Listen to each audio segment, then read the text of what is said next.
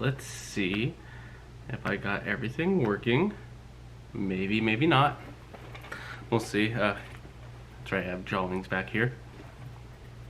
Let's see.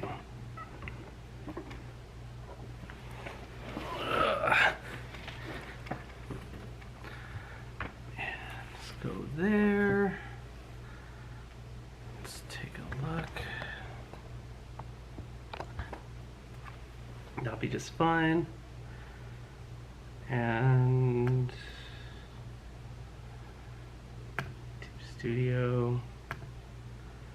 Perfect.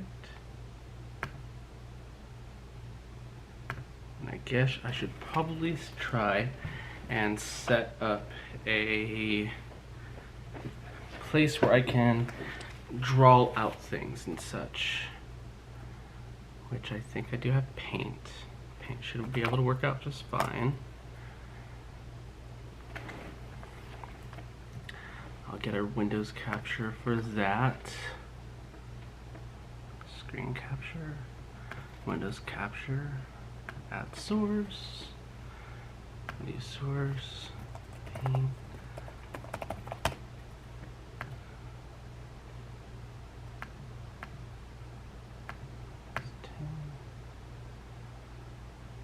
No.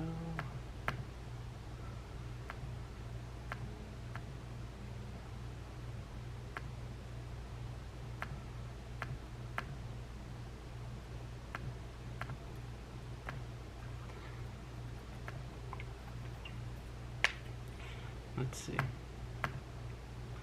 Let's go ahead and pull this in. Let's go and pull that over. Let's get a background going.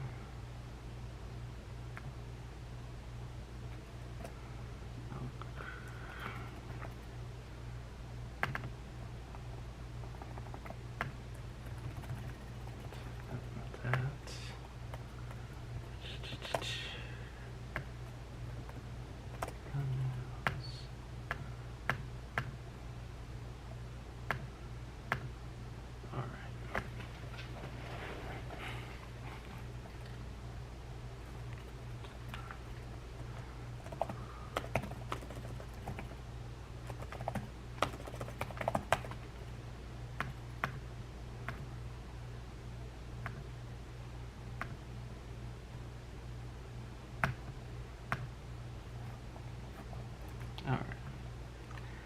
Save image as.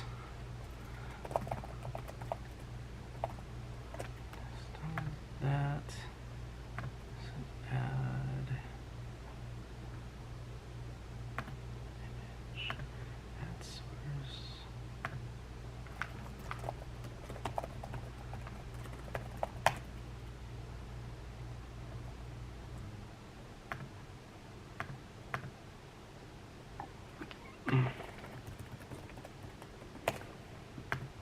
Alright, let's go ahead and toss this up there.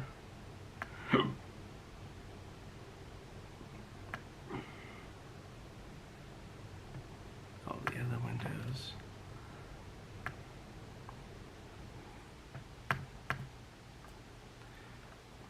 I'll bring that over to the side. Let's add some text. Media file. Let's go to text. Add. Be right back.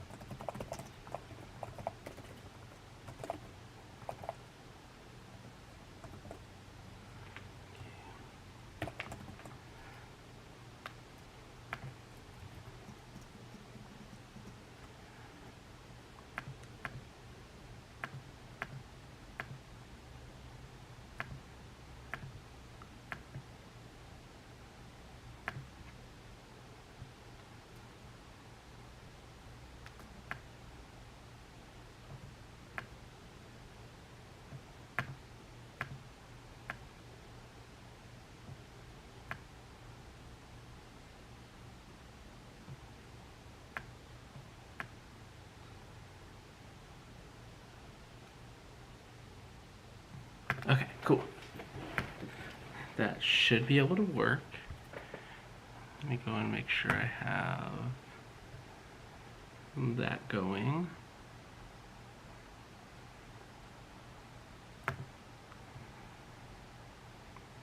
All right.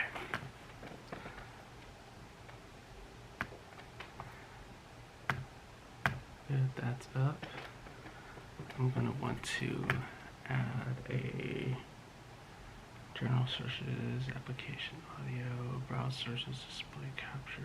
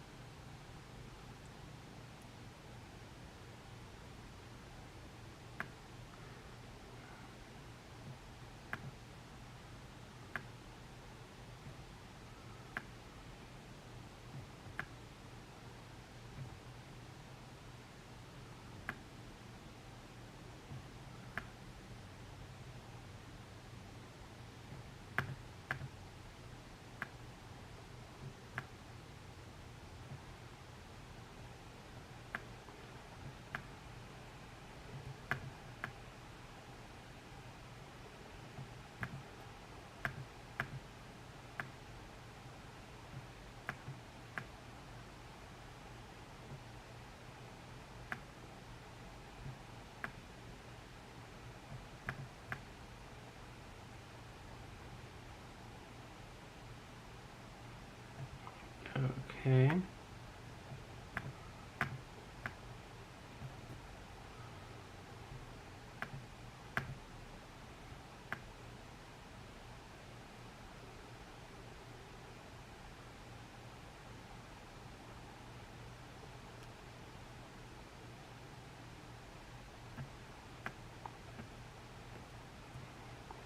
Okay.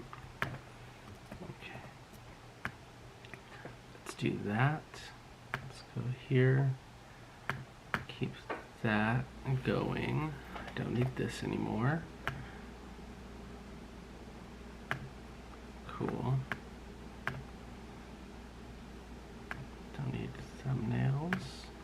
Keep that. All right. So I am ready to go-ish, and I think I saw a couple of fun little things or polls or something that I can put up here too, in case. Widgets, that's what I wanted. I wanted to see about widgets when it comes to this thing.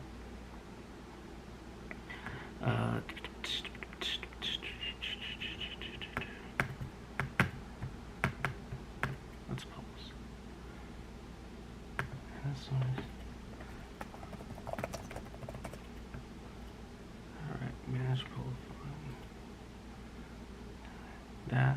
Hello, I'm here today. I'm gonna be. You're right. Hey, look at you. How odd are we seeing us each other at the in the actual daytime? For me, at least. It's early. But welcome.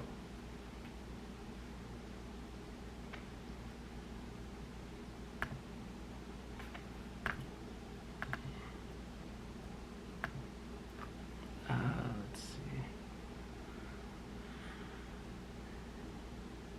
Settings, parsing, thinking. Gotcha, man.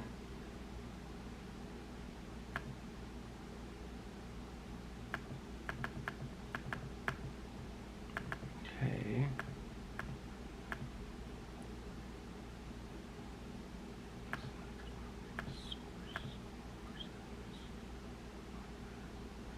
Manage poll.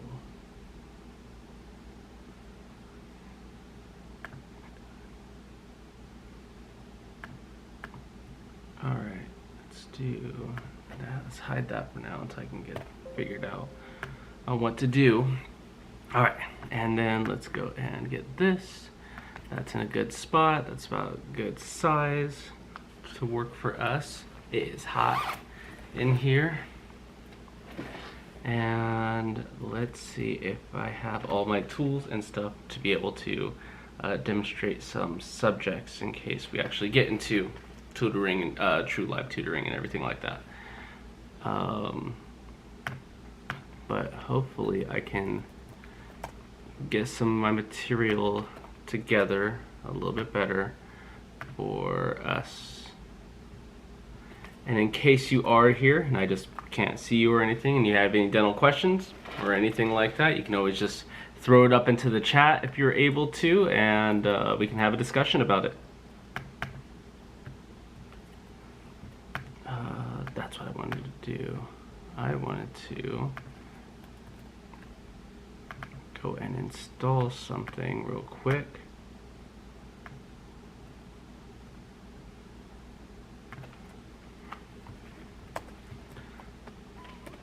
Okay, installs. We're doing good.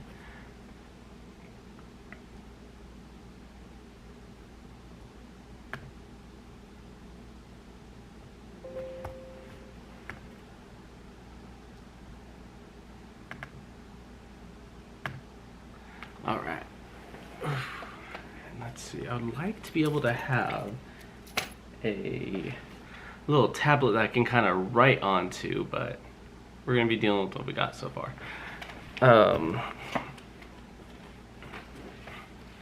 Let's see. Or do I have a whiteboard? I don't have a whiteboard, but I have this. This will work just fine for the meantime.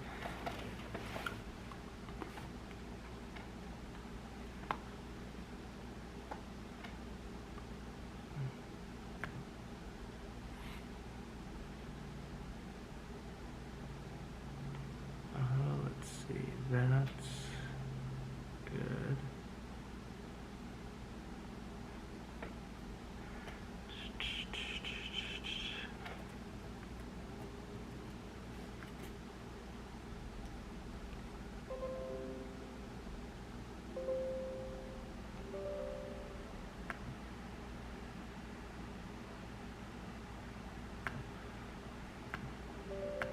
Okay.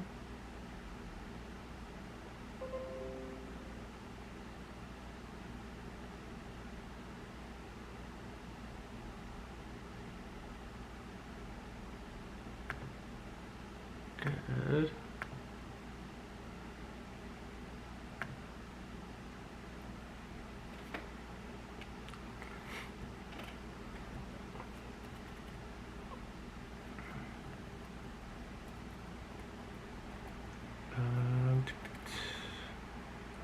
I want to look at. Oh, here we go. That should be good. I'll get my chart if I need to. Good.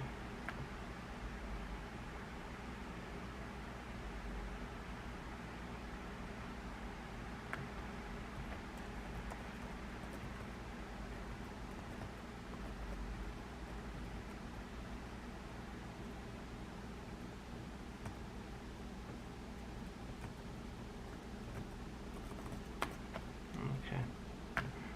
Don't need that.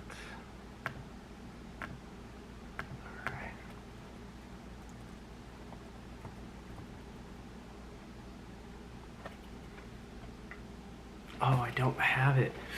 Ooh, I am gonna have to I am gonna have to get that installed then. Okay, cool. Let's go over here. Let's go and get this in the system.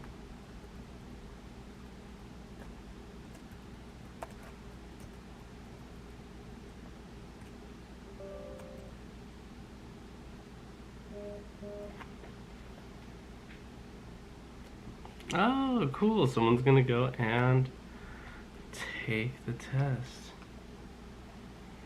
Awesome.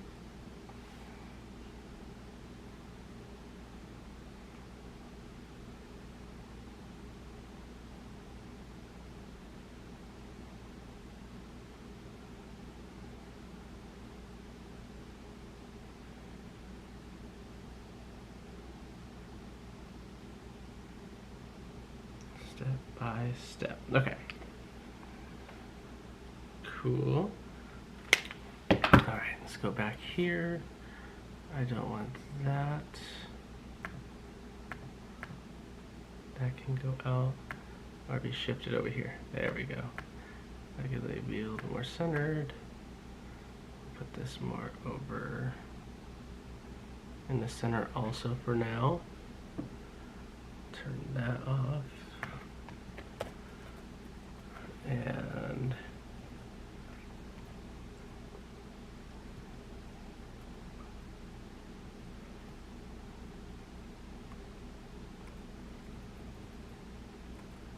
okay.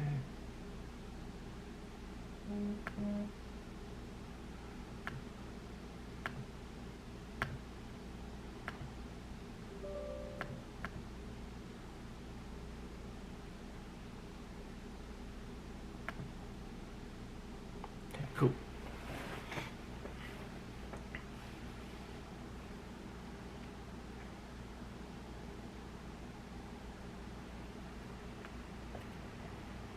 And then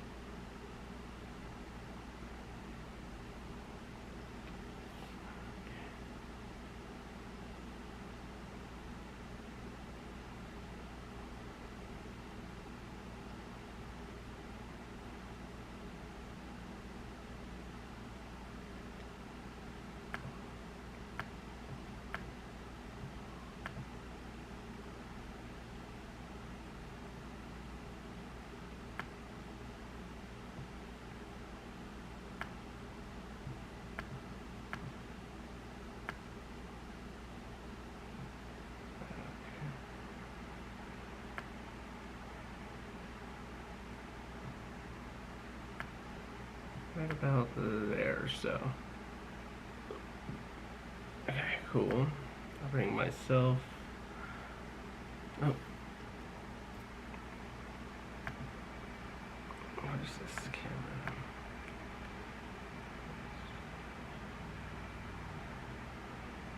Okay.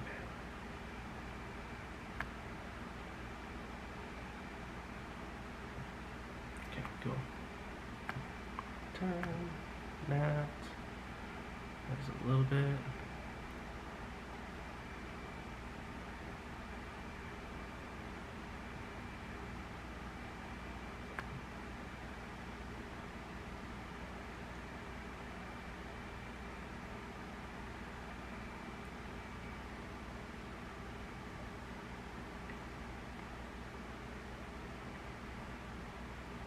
Cool. Awesome. That's good.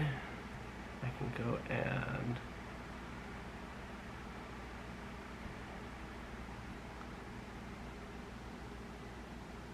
pin to taskbar.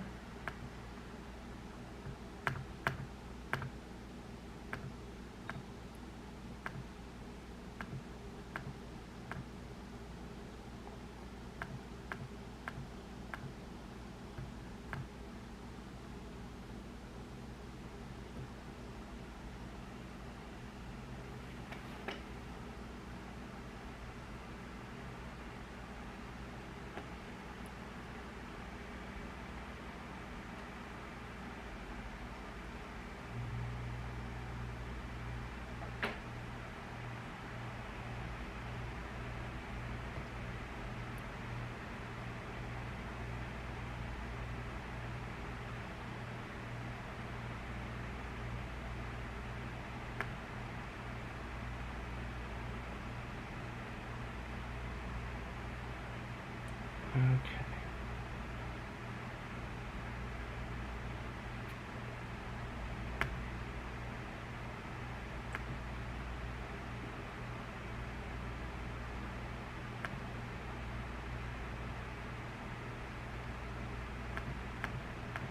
Oh, I have more than just that. I have more layers than that. I should have.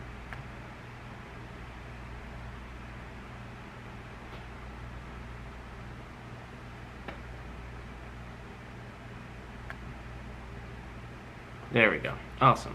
Okay, so that's a little bit better. I can work with that.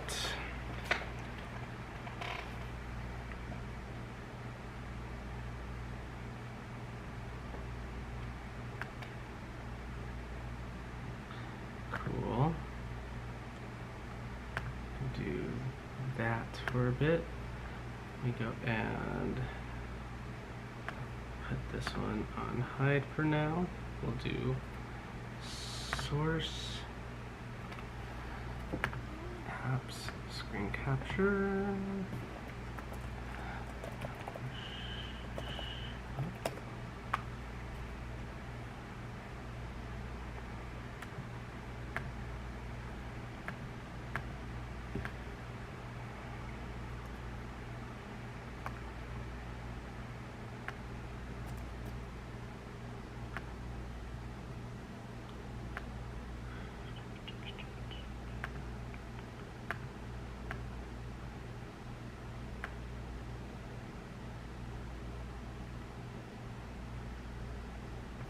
There, right about there. Make the whole thing a little bit smaller. It's 2 o'clock up here tonight. Hey, what's up, Flu? I'm just seeing my normal people here at odd times, so it's just kind of throwing me off because usually I'll see you like in another, usually like 6 hours or so. So it's neat to have y'all here. And for you it's early. It must be like 1 or 2 o'clock or something for yourself. Yeah, yeah, it's 2 o'clock over here, up in here tonight. It's probably like 1 or 2 for you. Super funny. Yeah, 1:22. Yep. Ah, see, not too bad. Go to sleep. Let's see, I got that off. I don't need this. Don't save. And I can go and work on this a little bit. But yeah, it's at the moment, I mean, the main piece about this whole stream that I have right here is in case anyone that I know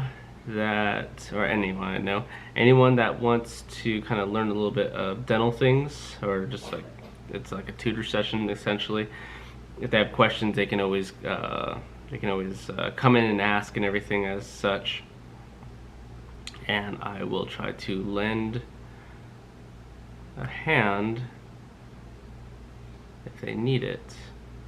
And also, I wasn't prepared super much, but I need to go and adjust some places where y'all are at. I think this will be just fine. I think that should work just fine right about here. I gotta get your channel on.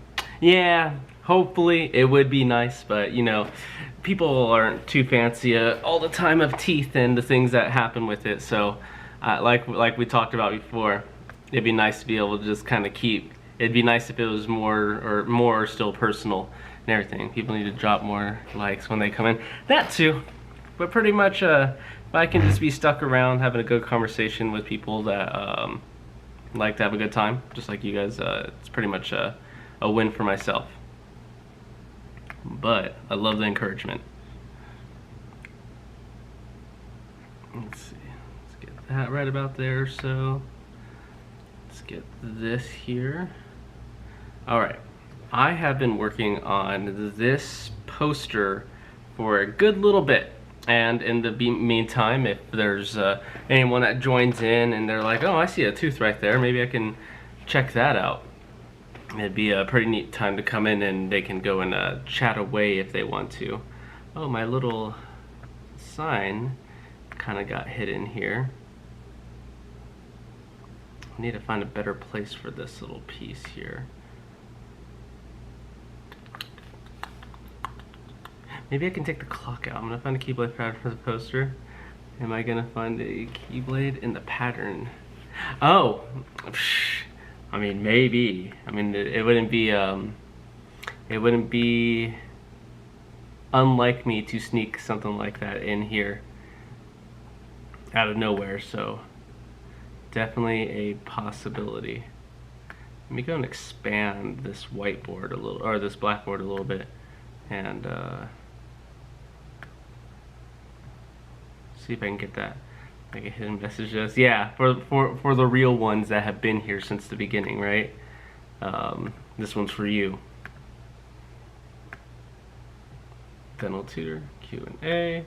We got this. I'll go and drop the size of the chat a little bit to about a couple questions or so. Have y'all right underneath me. Can I do that? Yeah. Right underneath me or so. Leaves room for all this other stuff to come in. And I don't need that much room on the right side, so let's go and pull myself in a little bit.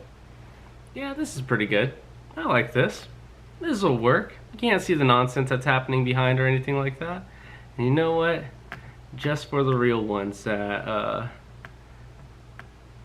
that are here, let's go and do just that. Gotta give the audience what they want, right? And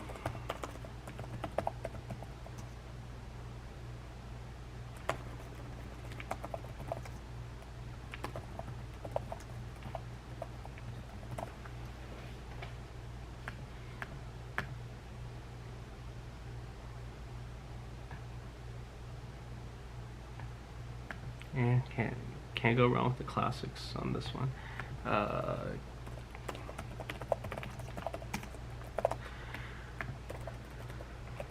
All right, that should be good. Perfect. Save image.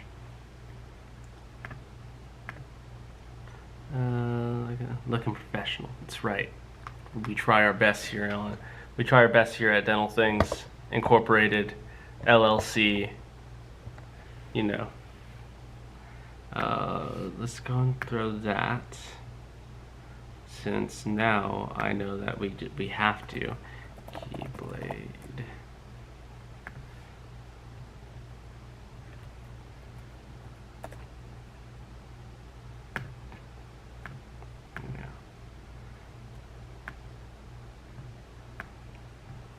Do I have a rotate on this? Or is it over here at the top? Turtleneck laser and a point on the laser. Oh, it's too much. Okay, there must be a rotate on this. Or maybe not.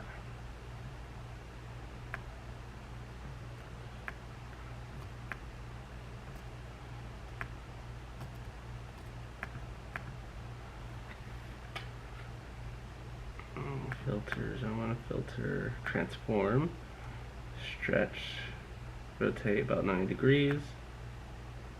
That should be just about right. This will be my little piece of chalk that I have over here. That'll work out just fine.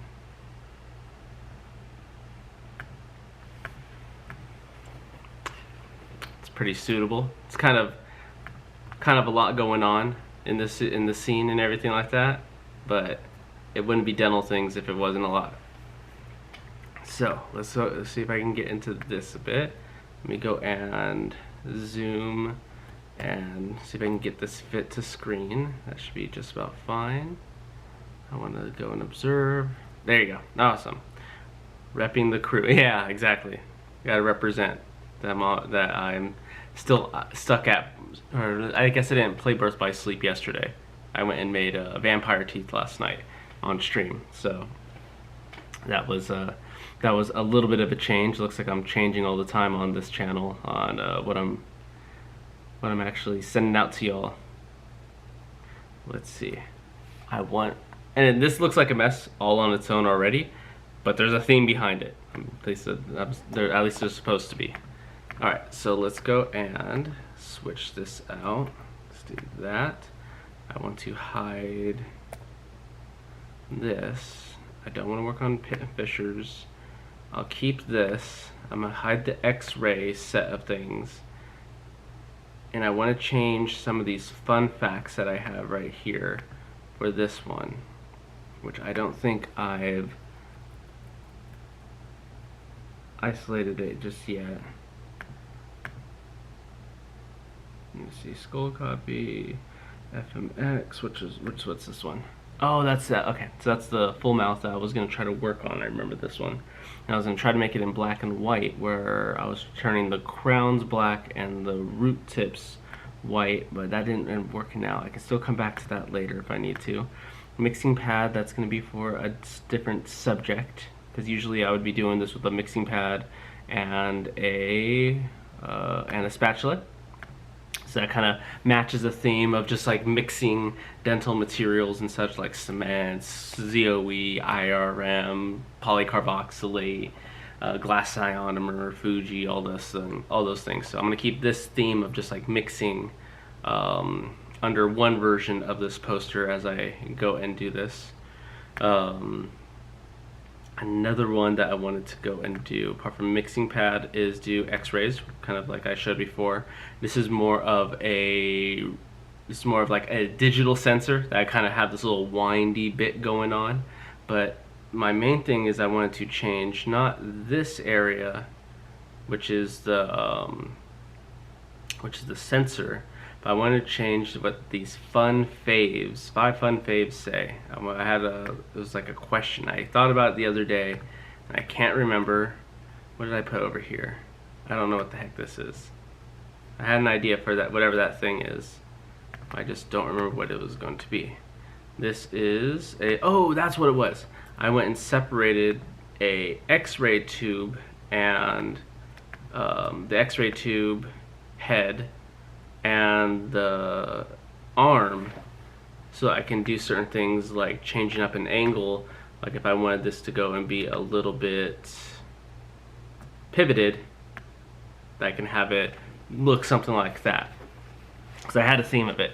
Hey, welcome back. Oh, look at that.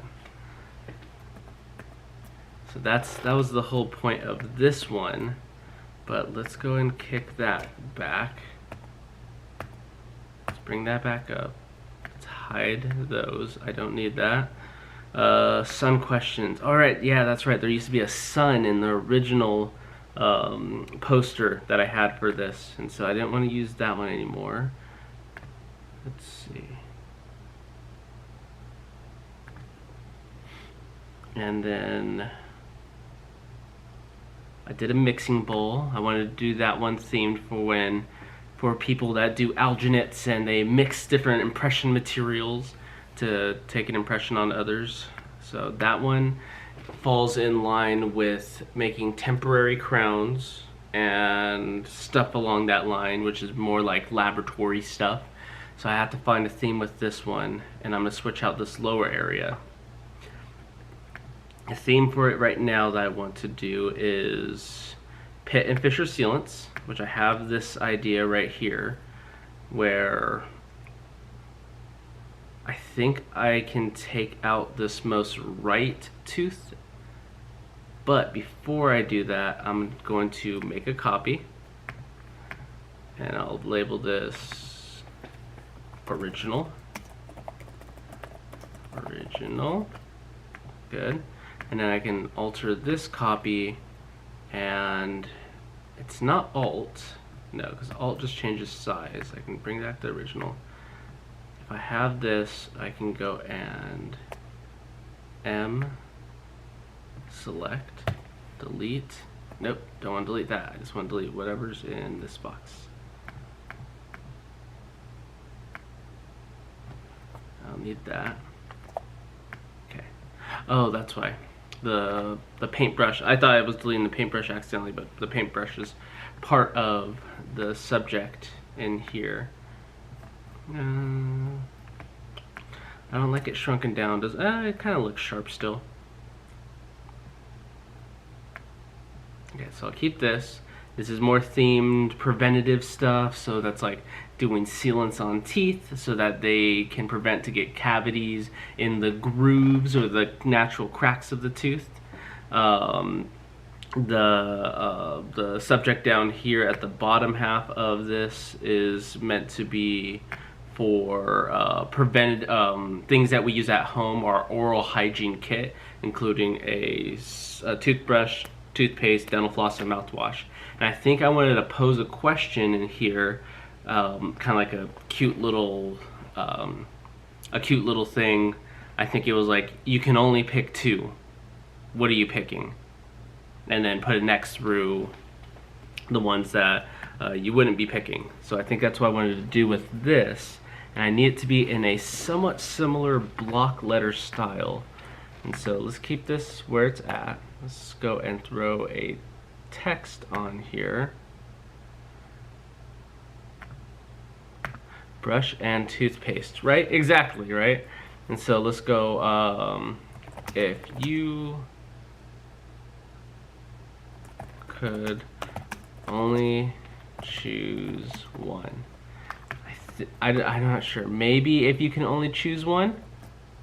Yeah, like if you can only pick 2, exactly. I was thinking like, if people are like, oh, if I can only pick 2, then they're gonna be like, I just want toothpaste, or I just want a toothbrush and dental floss. It's like, okay, so then you're gonna have mighty dry toothbrushings. The dental floss is good for you to definitely keep and everything, but just recognize you're gonna be doing saliva like toothbrushings, and then kind of can stir up a question like, oh, why did you only choose that? This other person chose mouthwash and flossing, and so what's their concept behind why do you think that was the correct choice?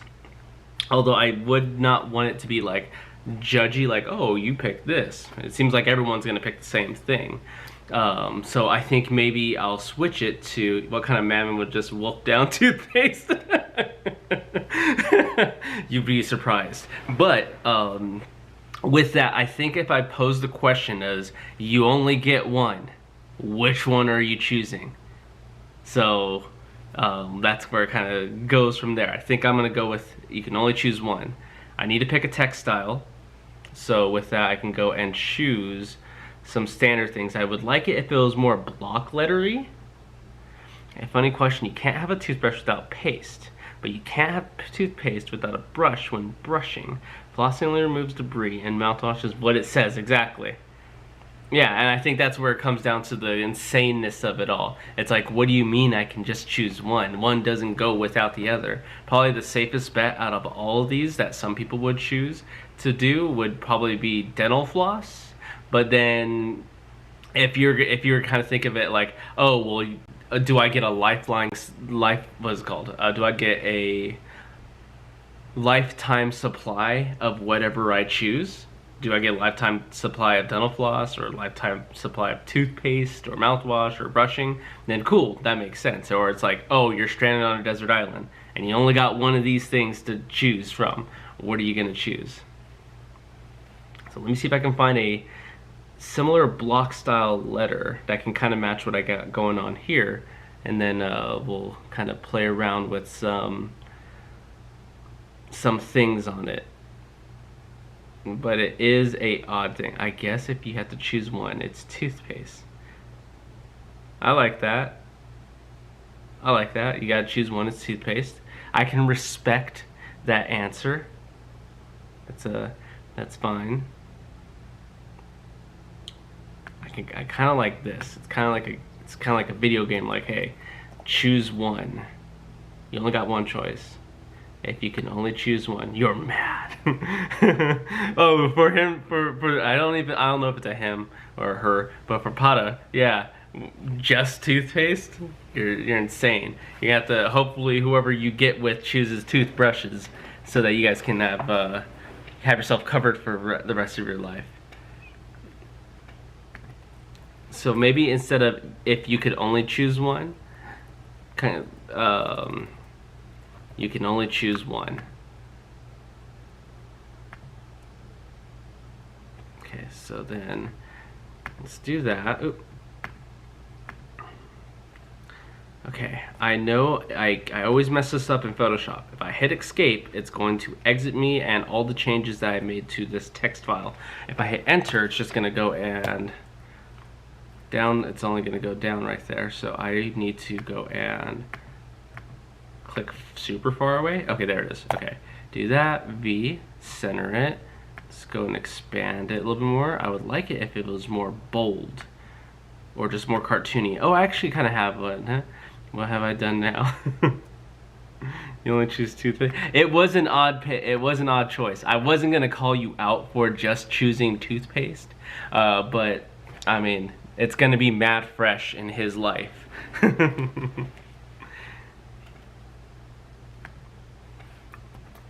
I think I have something wrong. My internet takes a while to send messages. Oh, you're okay. You're doing fine. And it might just be on my side that, or maybe on YouTube's side, that it's not receiving and relaying messages as quick. Let me change this text file. I think I have some other ones that I like.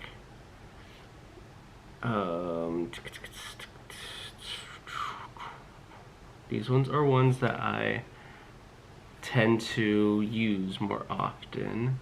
But I know I got more here. Filter all classes. No, it doesn't give me an option of just the ones that I have.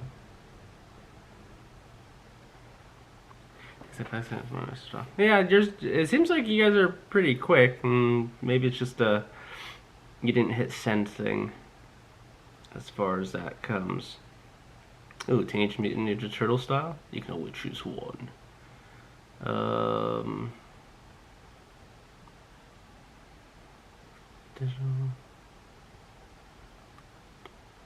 Let's see. I want to.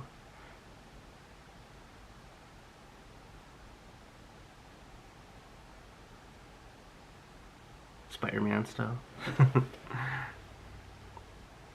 I always like just going to Kamika Access. It always tends to be a favor for me, but I need to step away from that one.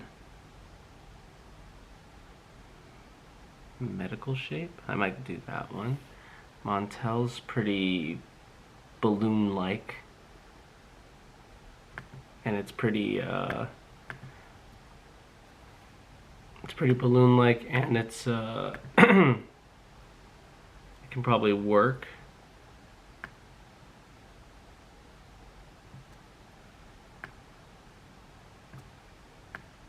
There's a lot of spacing, a lot of kerning between the words, so let me go make this large enough.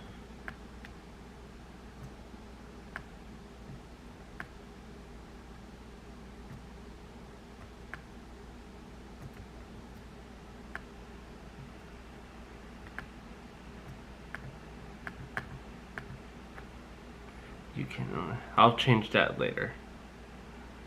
I'll change that later a little bit more once I get into it. Wait, that's right, question. Well, one time my grandmother told me that if you don't have a brush, put the paste on your finger and use it as a toothbrush. Essentially, you could. The bristles are nice to have because they are going to definitely get into smaller cracks or grooves of the tooth, cleaning it out better and such.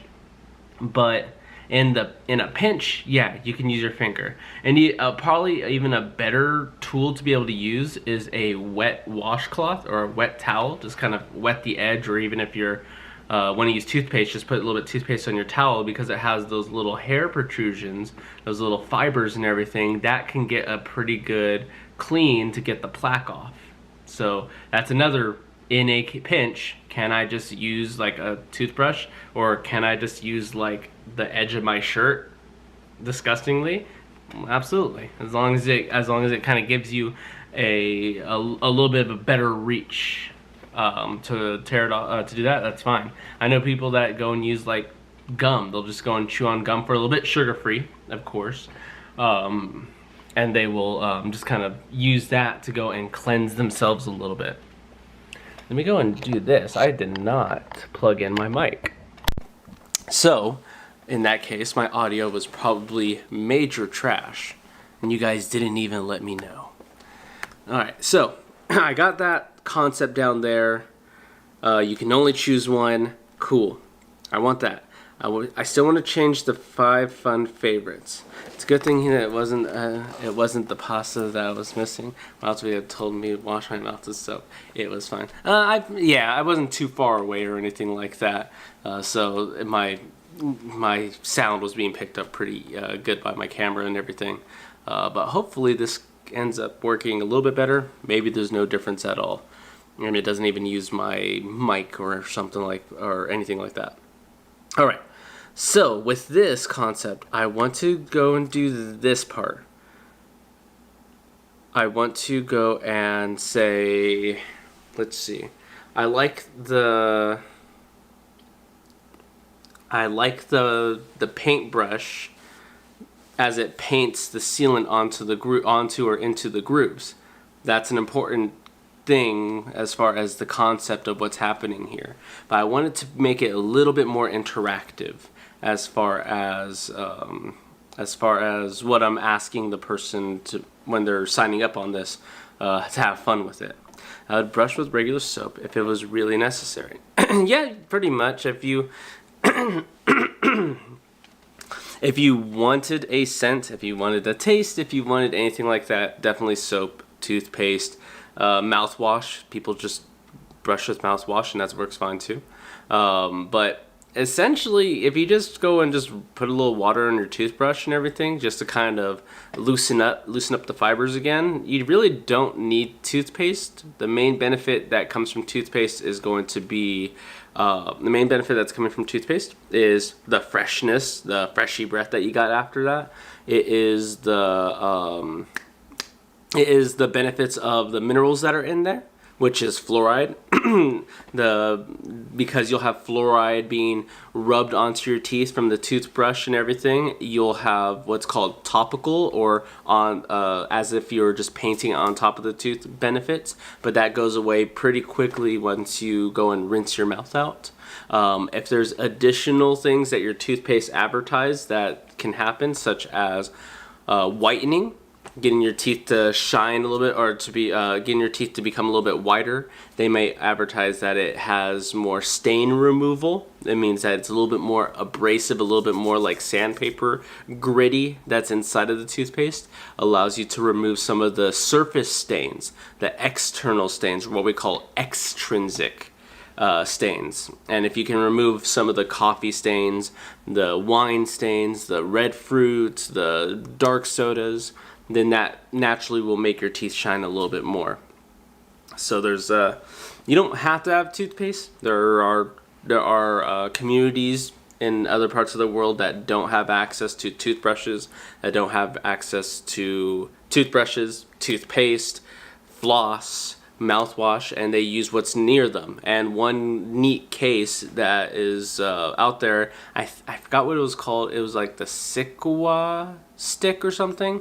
Essentially, there was a special tree that this one community lived around, that if they went and found a branch and they went and kind of chewed on it and caused the stick to flare or fray, where there's a lot of these little hairs, they would just rub that stick on their teeth and their gums, and they would go and brush their teeth like that. And because they were removing the plaque that they were gathering throughout the day by just rubbing the stick on there, they had pretty decent teeth. And the other benefit for that situation is they were not eating a lot of sugars, or their diet didn't consist of, what they ate did not consist of sugary foods or carbohydrates that would lead to cavities being formed. So they were kind of in a good situation already. And then also another thing, in certain countries, their natural water that they have access to, may have certain levels of fluoride naturally in the water, so they get a gentle benefit from it if it's not too much. Some natural water sources have way too high of minerals in there, like fluoride, where it could cause issues if they are constantly swallowing or drinking that water for a long period of time. Throughout their long period of their life. So little amounts of fluoride is good, and for us, we get that mainly from our toothpaste. And if where you live they put a little bit of fluoride in your water, then that's also good too. You're just getting very small amounts. Oh, and then a lot of your bottled water that a lot of you tend to drink has a trace amount, small little amounts of fluoride. You can always probably look up the brand of water that you drink, and they will tell you how much, and a lot of times they measure it as parts per million. Fluoride usually is, I think it's 0.07 or 0.7 parts per million per liter of water, which is way within normal limits for drinking water. I am sitting on something. I think that's granola. Kids. Alright, so let's continue and do something with this. I wanted to make this. I need to take my lab coat off also. Cool. Alright, lab coat off. We're all good here. I can finally breathe. Now, let's go back to this and get this going.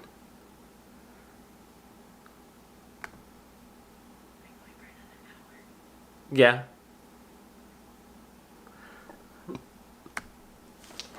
Alright. Alright, so I want to make some type of theme about teeth and how it's kind of related to this little paintbrush idea. I might go and yoink the tooth that has the paint on the top of it out and carry the carry that paintbrush over. But I want to do something specific to that. Maybe I'll do this then. Okay, so I got this selected. I want to take out this tooth right here. I don't want that in anymore. I want to move this paintbrush over to right about here, so. And from there, do exit, or just do enter. We're still on the Pit and Fishers one. I'll do this. This is still good. I'll go and take just a little bit. Let's see. I'll go to this. Let's go and get just about the roots and up.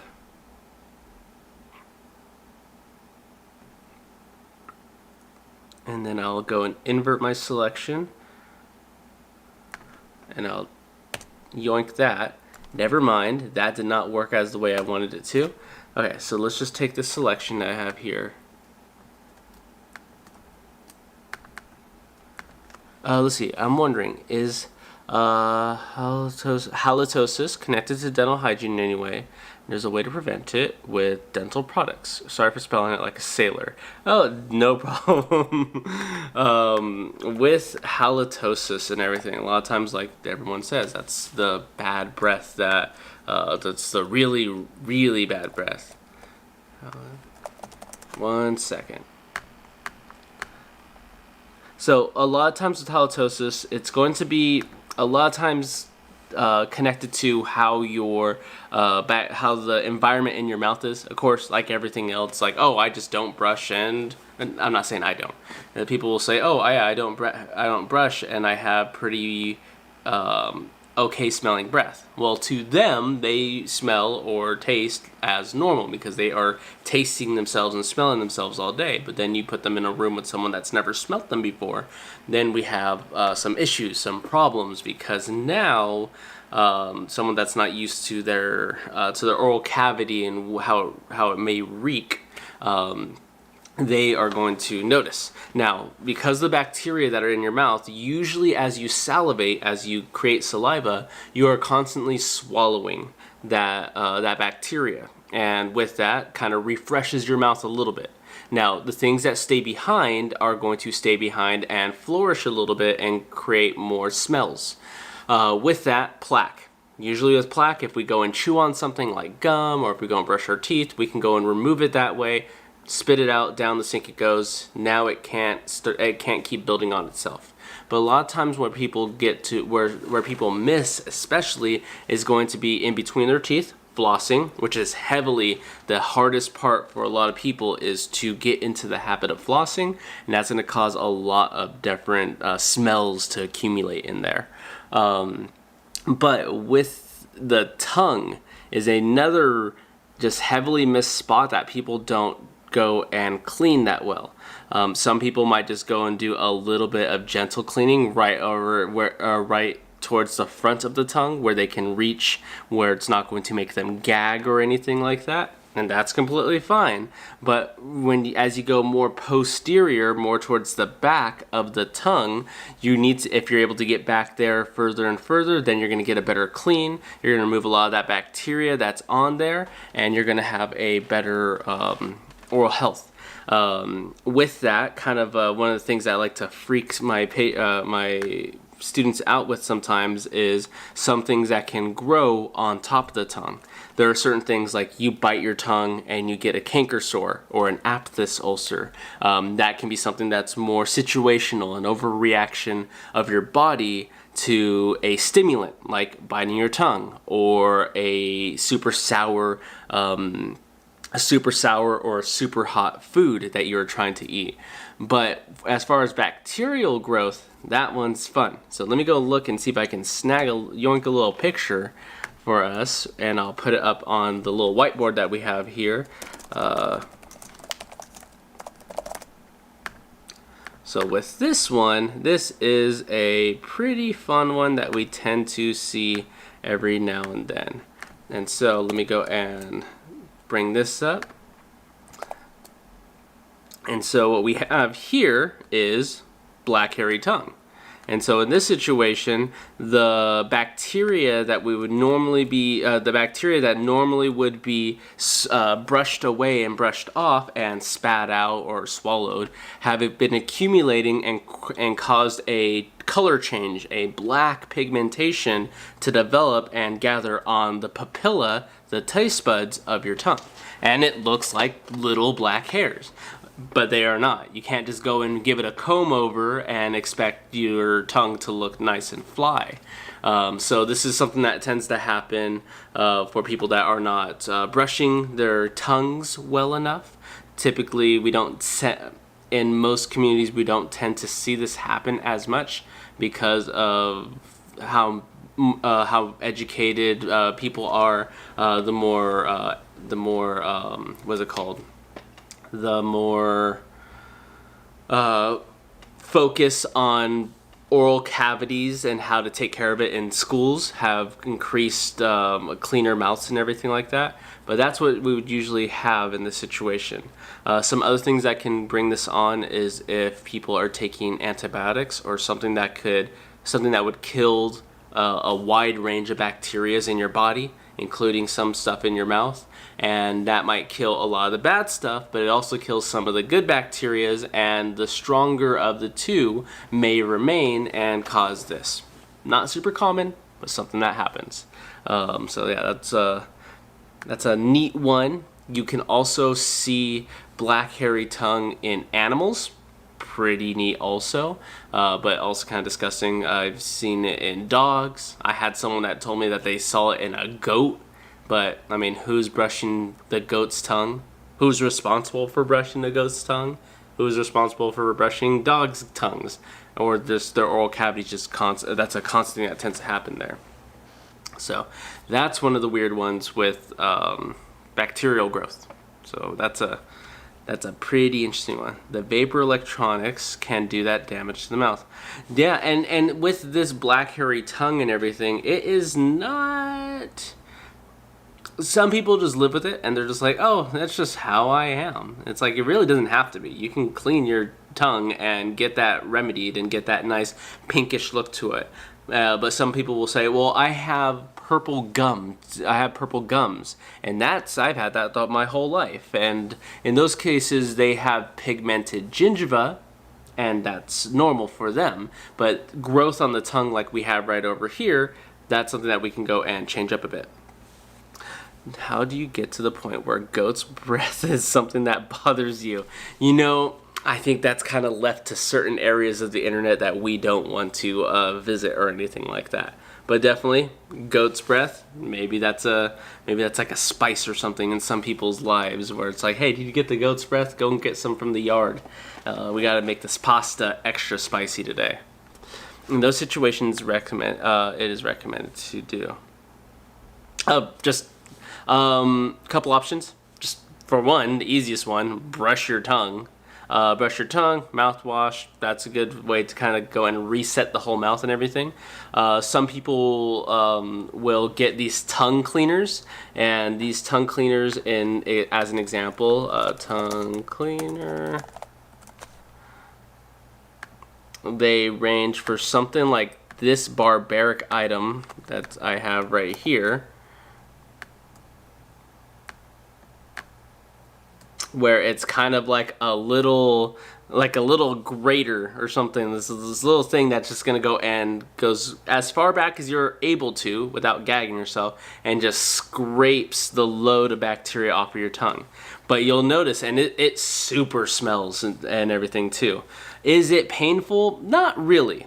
Not, the tongue scraper, maybe if you're doing it way too hard, or if your taste bud is swollen. Sometimes your taste buds will become swollen. We tend to shed taste buds and gain new taste buds throughout our whole life, so that's something that can kind of come up too.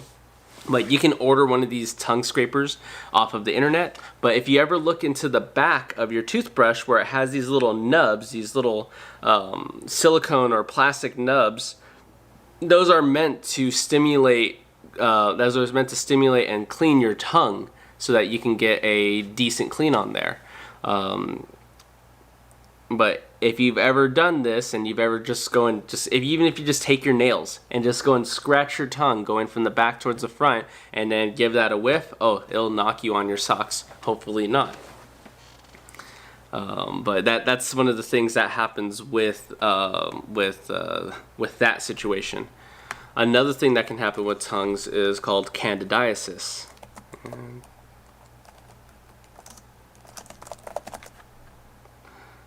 Or some people will call it candidiasis, pretty much yeast infection on your tongue.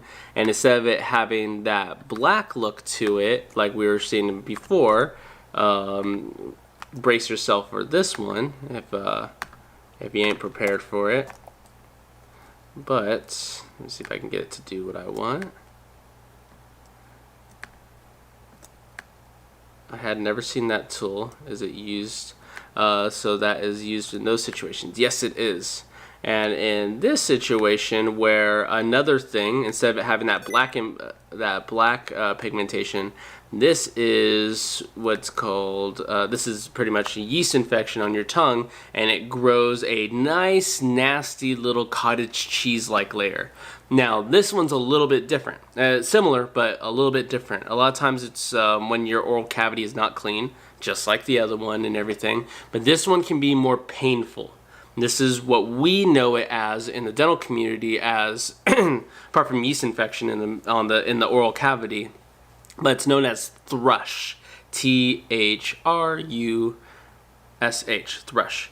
And so with thrush, it's more this one's painful. If you were to go and actually scrub all this cottage cheese off of your tongue, it would actually be red underneath. And this can be found not just on the tongue, but on the roof of your mouth, in the back of the throat. And this a lot of times tends to happen with children, with infants, especially at the early stages where they're still breastfeeding, or they are receiving the bottle and the nubs or the nibs are not cleaned, and they develop a yeast infection in their mouth.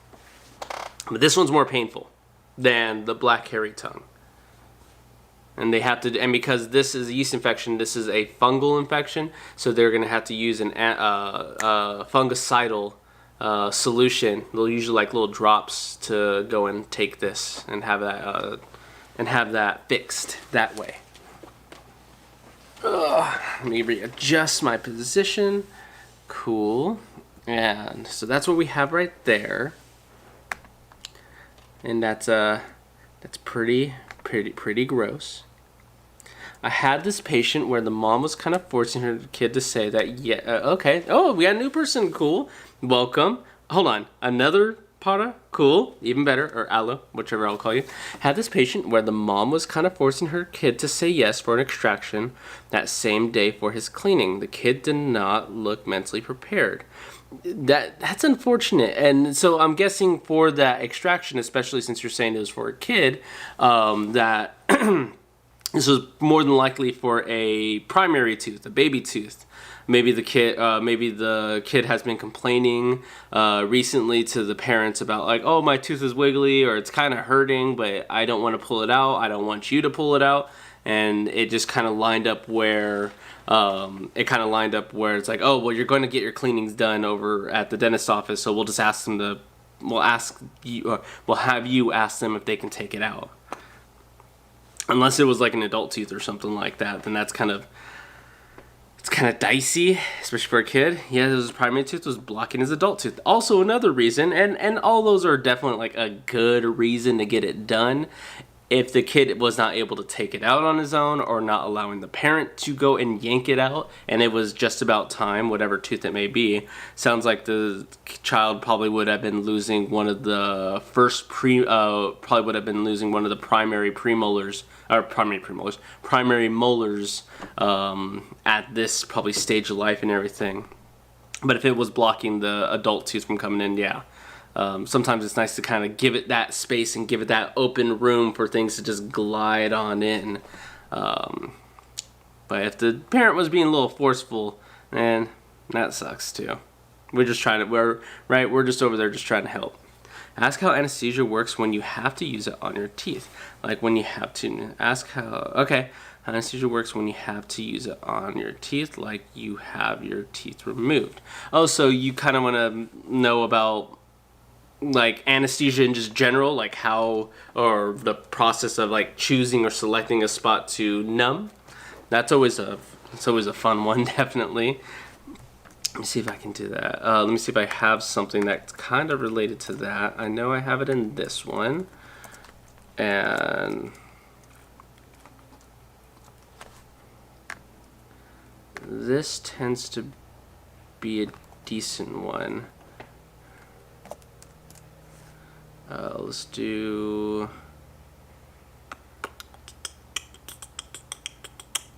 I want 10, there it is, large, web large, take off artboard, create, and I want this one here to be what I show. Okay, so this is going to be probably a little bit rougher to see for some sides, but usually we're using some type of chart like this to kind of figure out where we want to do some injections.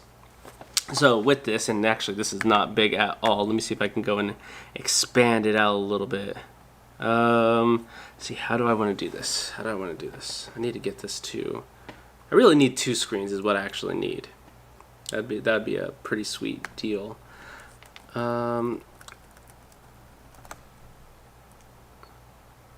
See that, refresh, and that's why, because this is not the type of screen that I would like to be able to use. I would like a tall orientated one. Maybe that. Oh, you're back. I gotcha.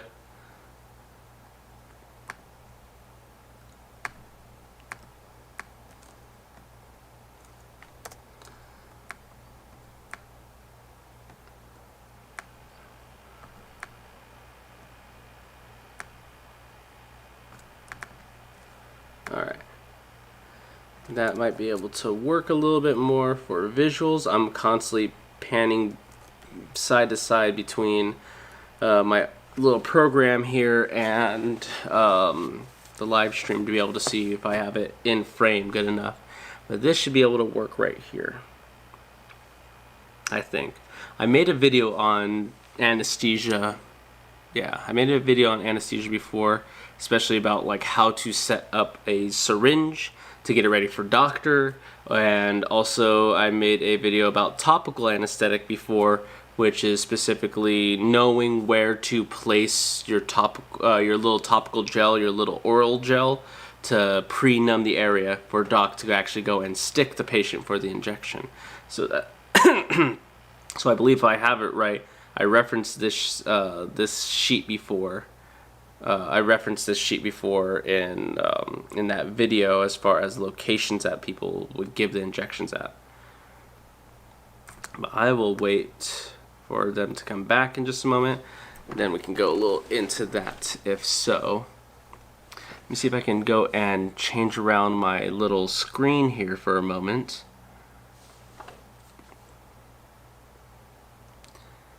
Cool.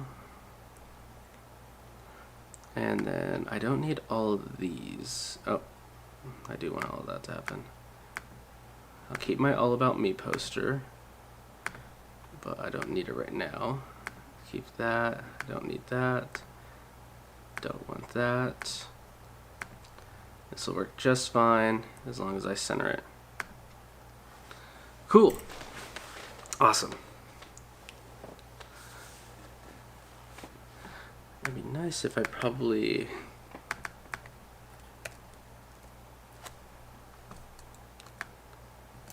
Oh, that looks funny.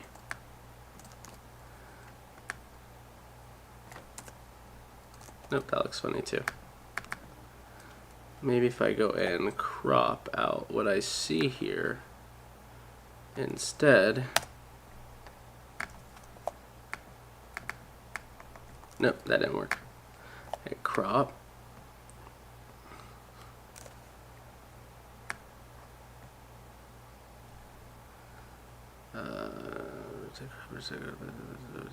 Crop. Yep, that's not working. It's alright.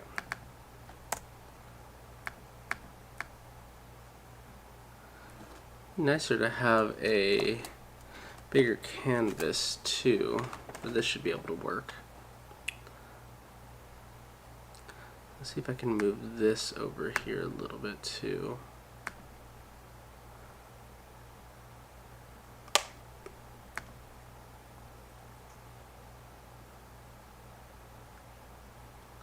Can I do that?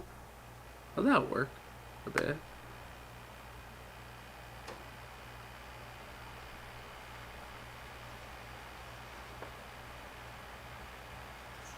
Where's my chat? My chat left me.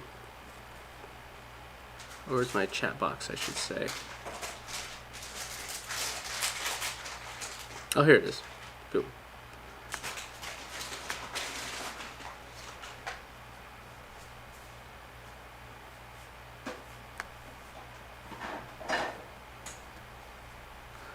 Let me go do this. I need to edit my thing here real fast. And layout.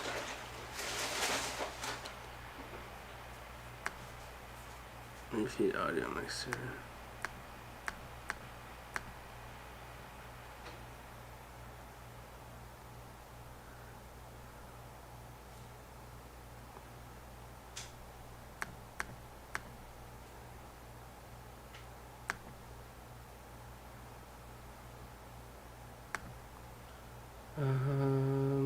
Where is it at? I don't have it here. It's alright.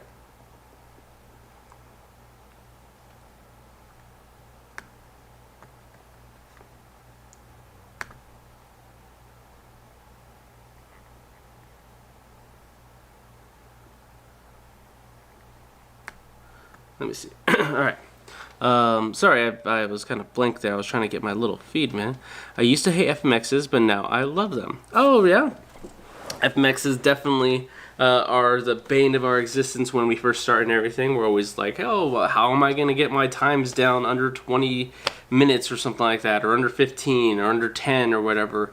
And of course, since every one of our patients are always different, it's always a challenge to be able to be like, oh, I did like awesome on that last patient, and then I just completely bombed like time frames on this next one or something, or someone's a gagger, or they have a small mouth, or they have tori that's just hanging out here, there, and everywhere.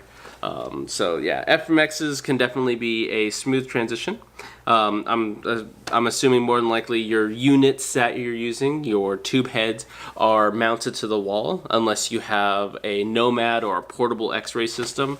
I like the portable x-ray systems for quickness, but the x-rays that are on, or the x-ray tube heads on the wall are pretty nice, because then you don't have to get that workout going on and getting all buff from just taking a whole day's set of x-rays. let's see. I wanted to keep on working on this a little bit more.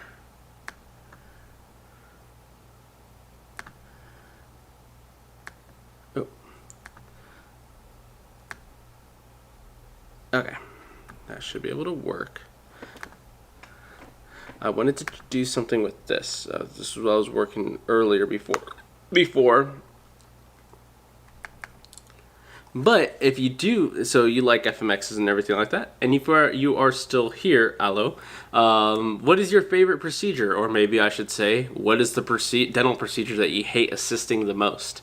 Definitely, there are ones like everyone has. It's like, oh, I hate doing fillings because blah blah blah. It's too regimented. Or I hate root canals. They are so boring. I always fall asleep in my head to them, and my doctor doesn't talk at all. My ones that I don't tend to like too much are crown preparations. Crown preparations to me, for a good majority of them, depending on your doc, of course, is just a suction game. Just the whole time until we get to the actual final impression portion. But for me, yeah, until we get to final impression, or if we're just handing doc the cord and they're packing it and then we're going to take the impression, if you are allowed to in your state make the temporary crowns, those can be a little bit fun. Of course, that only leaves you like the last 10 minutes of making the temporary crown and cementing it, or cementing the temporary crown and sending that person off. That last 10 minutes can be nice if your doctor's a fast prepper. Of course, there's all types of people that, oh, my doctor takes like a full hour to prepare to do a crown prep on a tooth, and some of them are like, well, my doctor rips them out in like 15 minutes. So those are always things. Let me see, I'm guessing you don't like amalgam fillings as a procedure, or that's like your most slam bam favorite one that you actually have, that you assist all the time. To me, yeah, amalgams can be a little bit funky. A lot of different tools, unless your doctor only uses like a ball burnisher, a football, and a condenser. But it is it's nice. It's nice when the amalgam filling is just kind of I don't want to say slapped together, but if you can just kind of, oh, this patient has a lot of salivating. I don't have to worry with amalgams. You don't have to worry about if it's wet, if it's dry. You don't have to worry about if the preparation is bleeding, or the gums are bleeding, or the Toffelmeyer matrix around it cut the gum tissue or anything like that. I like amalgams because they're like a little simplicity. Of course, it's a little bit time sensitive since the doctor has to go and carve out the actual grooves, unless they're one of those doctors that just use their thumbs and they just go and just pop it into there and just kind of push down super hard. There's all those different types, right?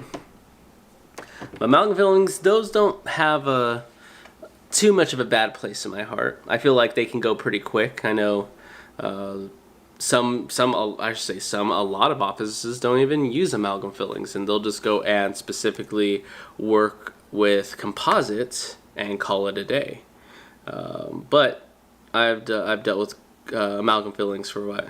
What is an FMX? Good question, Pata.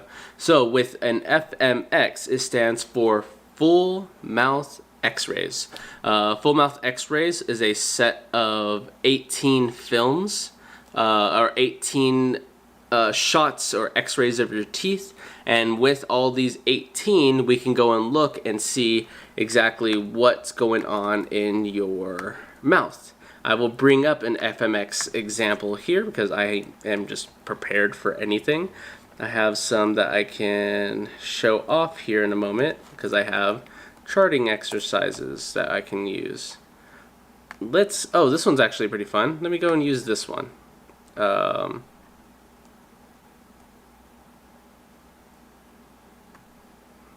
So, like we were speaking about, an FMX, a full mouth series of X-rays, is something like this. I have about 18 films, and the reason why we want to know about this is because when I go and look at all of these different teeth and what's going on with them, for the most part, this patient has a fairly normal mouth so far. Nothing too crazy. Some of the x-rays could be a little bit better. But when we go over here to this other side, we see something that stands out that's not like the others. And are you gonna go pick them up? Okay, yeah. So we have something that stands out that's not like the others. And if anyone in the chat can see, what is the one thing that stands out here that is kind of sparking hate? Or not sparking hate, that sparks your interest. I don't like assisting for amalgam fillings. The scooping part I hate. Oh, you mean actually like using an amalgam carrier to like load it up, like the whole, and then pass it off, or flip it to the other side, fill it up, pass off the dock, back and forth with a condenser and the amalgam carrier, and then get some more and everything like that. Oh, so what I'm guessing here is you might not, does the sound bother you? Does the sound of scraping that metal carrier against that metal amalgam well, just like you don't like nails on a chalkboard as a sound also? Because that's what usually always bothers new assistants when they're getting into it, is just, you can say that they are x-rays of teeth. Yeah, an FMX is a x-ray of the tooth. It is a full mouth x-ray. And so that's what they would call here. Full mouth x-ray. And then I can go and do that.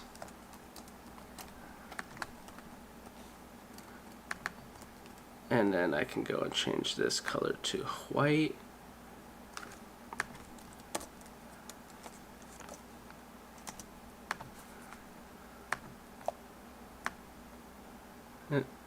Full mouth x-ray. That's what we have for this. That's what this whole thing would be. But the main key thing in this specific x-ray is this tooth right here when we're looking at it. Let me see. The tooth right here in question is this one that I will highlight in, let's say, red.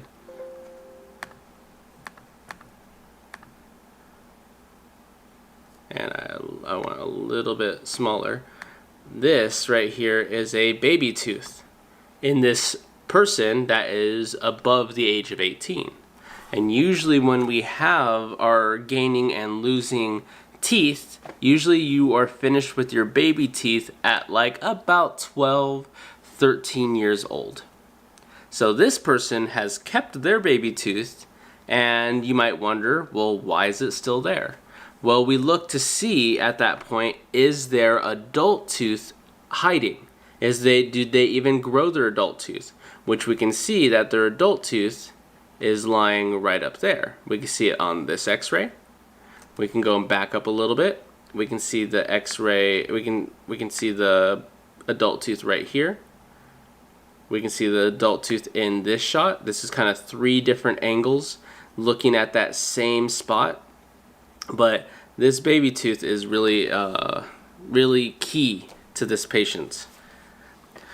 We use a well. It's a struggle for me to scoop it out. It would be sometimes, and scoop it out, it would sometimes not pack into the carrier. I'm wondering in that case, when you are trying to scoop and pack it, if, for one, maybe it's the tool. The tool's just not, the tool might not be,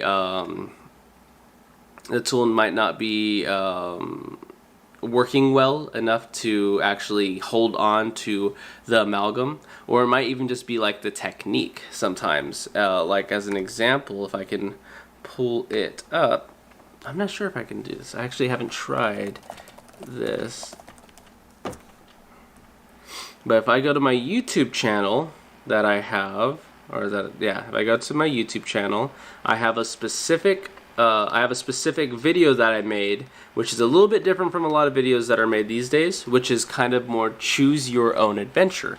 With that, that means that when I find it here in a moment, where is that specific video? It means depending on where you are at. Let me see if I can get this to load. How do I want to go about this part? Let me see if I can load it. Let's see. Let me answer another question that's here. Interesting. Does it look like what they call wisdom teeth?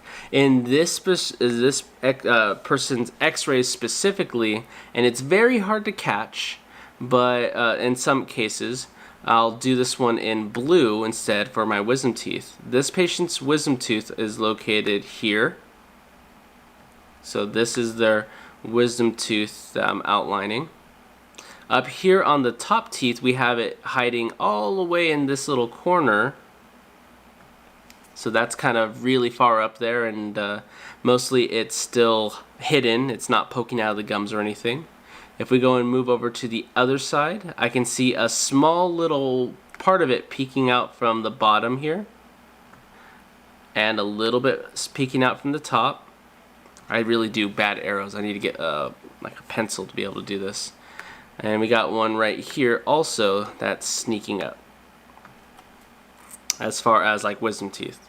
This person, probably based on like their wisdom teeth position and that they still have their baby tooth and everything like that, probably is probably somewhere in their 20s or something like that. If I had a better x-ray of their wisdom teeth to see how well prepared. Oh yeah, this person's super young. This person's probably like barely 18, 19, 20 years old or so, as far as that. And the main reason why I can kind of make that guesstimate is going to be because of the development of this wisdom tooth down here where the root tips are doesn't have complete closure. A lot of the apexes or the root tips of the teeth, the little feet that stick out at the bottom and everything, when they're still young and growing, have an open leg essentially, or an open little foot over here at the end. And so if I go and bring my little brush size down, I can kind of see. Oh no, let me go bring it down a little bit more. I can see that this right here, this opening, and this little foot, these two little feet of this part of the tooth should be closed together, creating a closed system in the tooth. But because this person is still fairly young, or at least their teeth are young, it is still going to have a little bit of time before those two little feetsies go and actually lock out. And that's just a fun thing that teeth do. You know, they're just teeth are weird. Let me see about pulling this up. I'm not sure if I'm going to be able to do it, but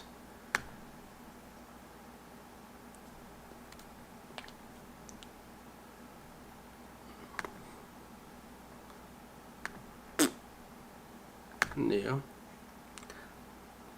It's not really what causes pain from the wisdom teeth. A lot of times when wisdom teeth are, let's see. Let me try to figure this one. Let me try to figure this out real quick before we get deeper into that portion.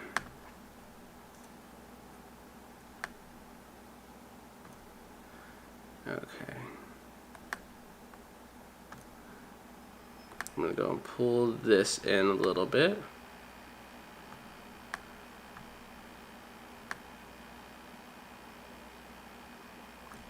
I think that would be probably just about fine in this case. You want to be a dental assistant, huh? Well, let's go. Alright, so in this video style of what I kind of have, and there's my dumb face and everything like that, the main point of this video is figuring out the order of how we do fillings. And I'm not sure if it's actually showing. Let me see if I can make a small little adjustment here where I can see the actual stream. It looks like it is showing a little bit, hopefully. But depending on where you are, depending on how you are learning the system, you are learning and you're going through a lot of my videos. This one is more interactive. So in this case, what's happening on this video is that we are at a part of the procedure where the tooth has been cut. The doctor has already made their preparation and they're waiting for the next step. So a lot of suctioning, a lot of rinsing, and in this case, since we're at the very beginning, the doctor wants to wrap something around the tooth in a method that we call a Toppelmayr matrix, which is specifically for metal fillings in the back, amalgam. And so if you were to go and choose that as an answer, then you can move forward with your onto the next page, into the next page, into the next, and you would follow these actions. So it's like, okay, I made the right choice. I'm gonna get this little band that goes around the teeth. I got a wedge that goes and spreads the teeth a little bit further apart and everything. My assistant hands the piece to me, and you can see as we go and put this on the tooth how it should go. Really a fun video style that I like to make, where you can see kind of the process of what's happening in your mouth as we go along.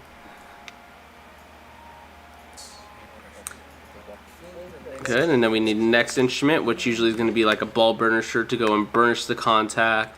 And then we go to the next piece. I know I'm going to have to mix the amalgam, and so we go and mix the amalgam, which usually takes a little capsule, and we'll go put it into this amalgamator, which is going to violently shake up this material until it is prepared.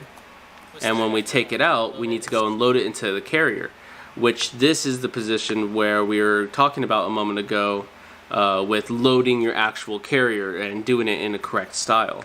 In that case, it does seem like ancient torture. I feel you on that.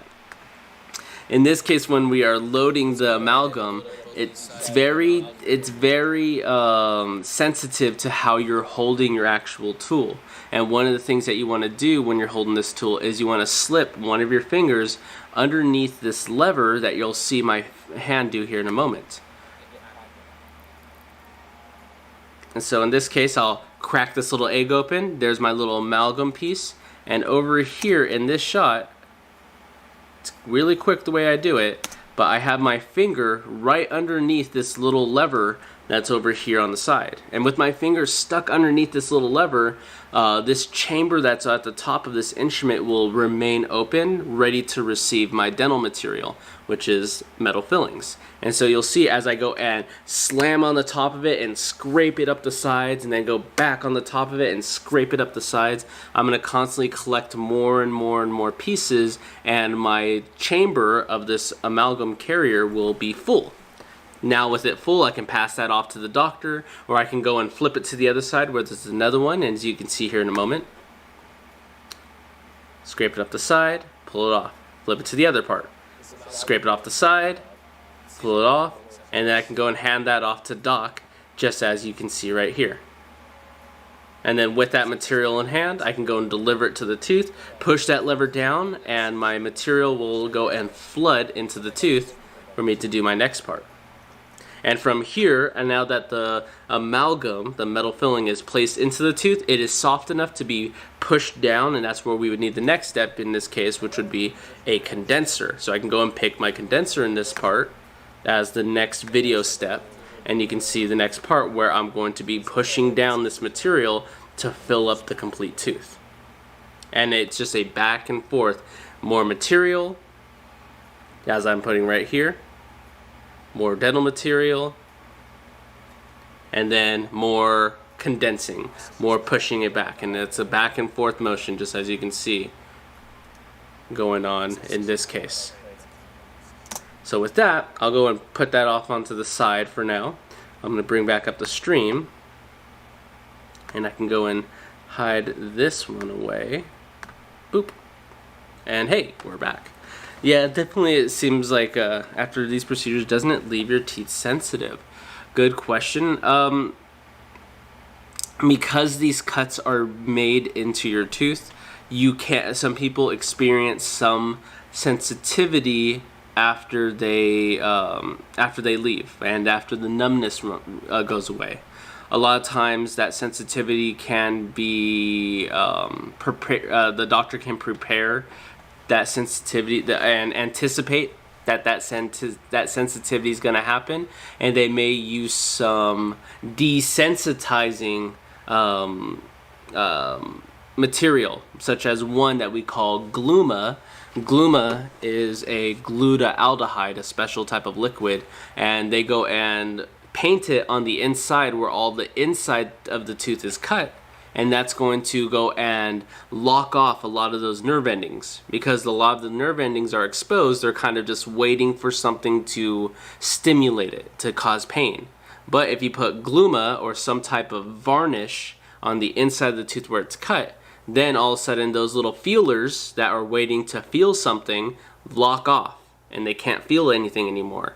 It doesn't mean that they're dead, it just means that instead of them being able to feel cold, feel hot, feel sour, feel sweets, it now just kind of just sits there and waiting and won't feel those sensations. And sometimes that will stick around, that will help for a long time. And that's what we'd want to happen. But just imagine people, the dentists that we had growing up, and what they had to test out, what they had, all the different chemicals and things that they had to actually go through until they found something that worked out right. And kind of a neat little thing that they've talked about, or a neat little thing about history, is that our dentists back in the olden days were essentially the barbers, the hair cutters of our days. And so you'd go to your barber in case you had a toothache and for a shave or for a haircut. And you would think like, oh wow, you went to the barber for that?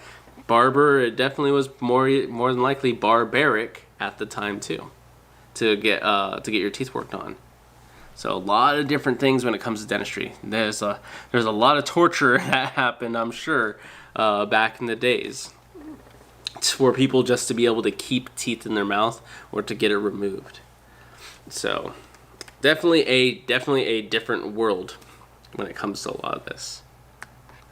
Let me go back to It's All About Me poster, and let's go and see if I can work on this a little bit more as we are around. If you do have any dental questions, you can always just throw them right up into the chat. That's what we are here for. I can go put this down.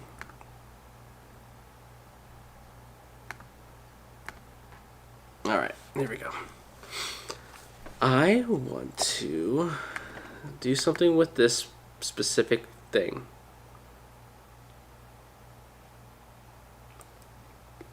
Let's see. Maybe on this one in this case, I'll do a kind of connect the dot type of line style, and it kind of makes sense with the little paintbrush here. So it's like, hey, you gotta know what teeth are. How about you connect the dots and draw this tooth? And so I'll probably do that. So I'll have to expand it out a little bit, a lot of it, I should say. And then with that, I can go and chop off the legs here by going and doing, it's not going to really be too great then. Hold on, let me do that. Let me do paintbrush. We'll do black and white, or black, and we'll do brush, alter, and then, and that doesn't look that great.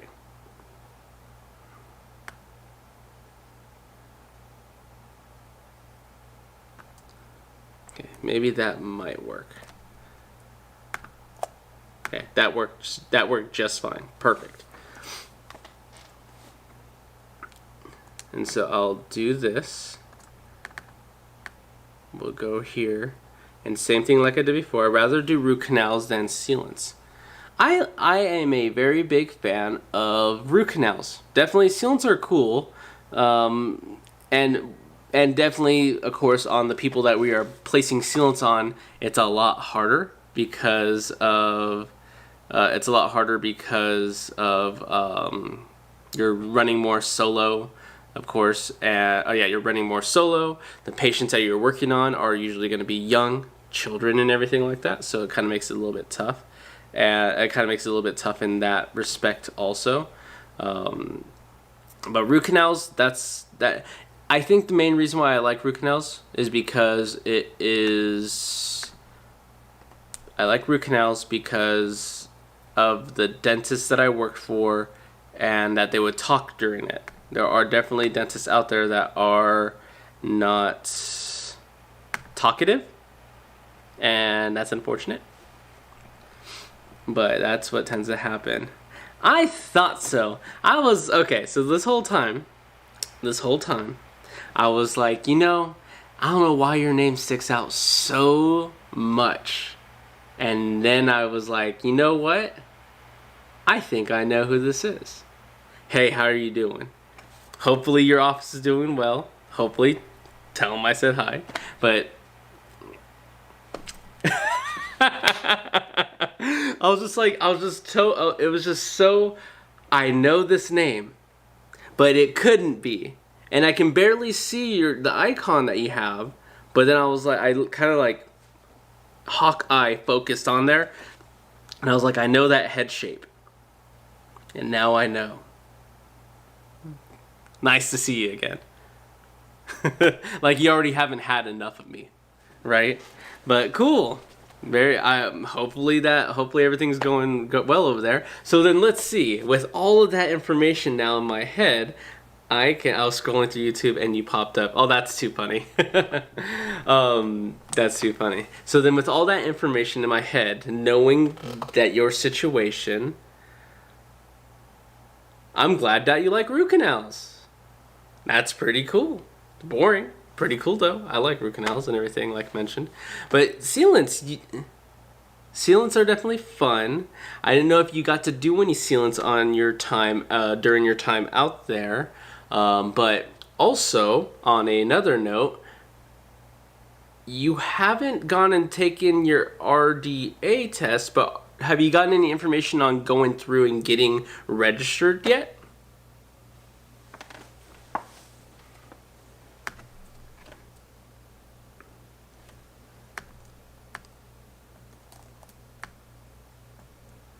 Let's see.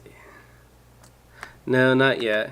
Keep waiting for that letter. If it pops up, just be prepared. Just be prepared to go and give it a try and knock it out. You've been out there long enough. You have an idea of what goes on and everything like that. Go and beat that other assistant to being my head shape. Hey, don't be acting like that's an insult or anything like that. I notice shapes. Yeah, I notice shapes. Very oval. Very oval. But try to beat out your other assistants so that you can get your RDA first. I'm sure you can do it. I know you can. Let's see. I want to do this, and how do I want to do this? Let's go in a little bit deeper. If you have any recommendations on what I can do to kind of personalize this up, you let me know. I have a feeling you have better artistic abilities than I do. But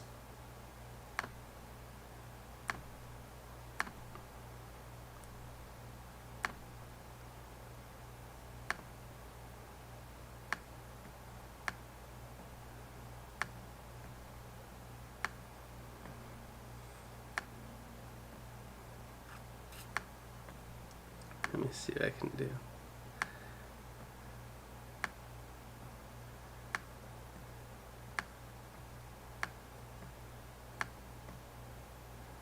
No, I don't like that one.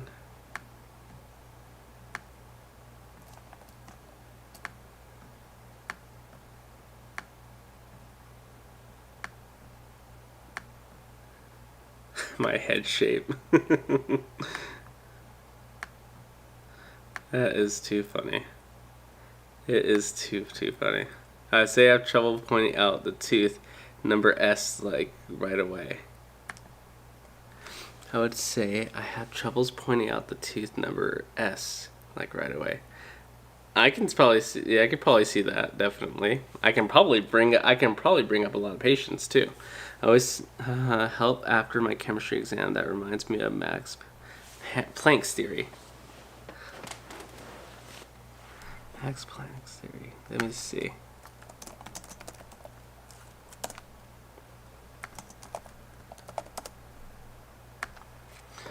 Molecules can be absorbed by the amount of energy that can be emitted.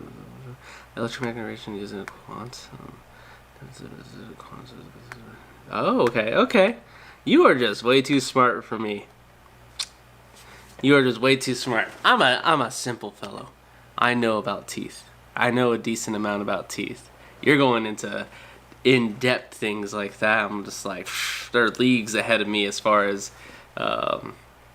what they're talking about. Let's see if I can, let's see, how do I want to make this? How do I want to make this be a little bit more interactive with what we do here? I feel like I need to take away a couple more of the dotted lines for certain areas, but then it's going to definitely lose its tooth shape. Oh, well, let's do this. Let me go and copy what I have here. Let's go and, oh, wrong thing. Shift? No, I'm stupid. I'm stupid. Don't make fun of me. Okay, let's do that. And I can have these right next to each other. But this one, I definitely want this to be outside of the area. I don't want it to mess with anything else. Let me do this.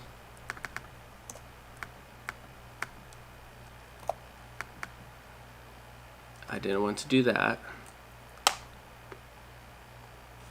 I'll put it right about here. And then I'll use my erase tool, make it bigger. And no, that's not what I want to do. Okay. All right. I got this. I got this. Okay. I did have a patient bite my finger. The most important thing that it's had to do in that situation is to bite them back. Grab their finger, slip a glove on it so that it's equal opportunity, that everyone gets bit the same exact way, and just give them a nice little nudge at that point. And then the world and everything is at balanced, just as everything should be.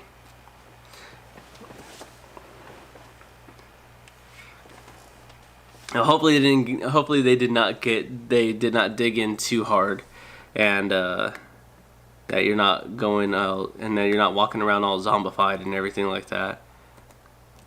Okay.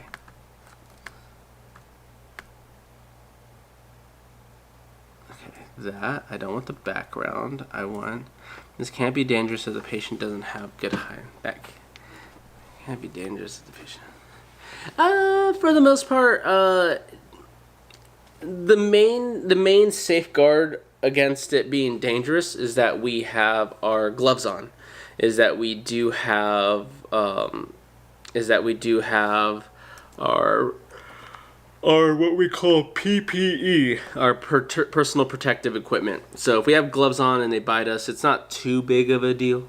It sucks, but it's not the end of the world. A lot of times, that's a just common thing that just happens to us, is just, oh, that patient over there bit me, and we just kind of deal with it sometimes, unless it draws blood. And another thing, if they just straight up don't let go, well, then at that point they're just looking for a fight or something, because that's just rude.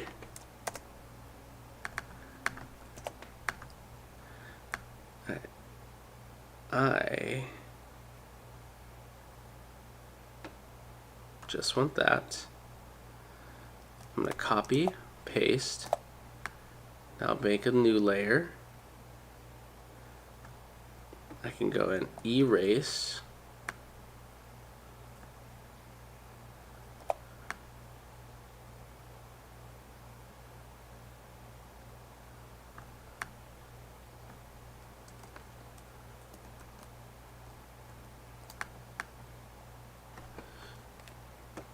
Say hi to the girls. The bite was like a 7 out of 10. That's got to be crazy.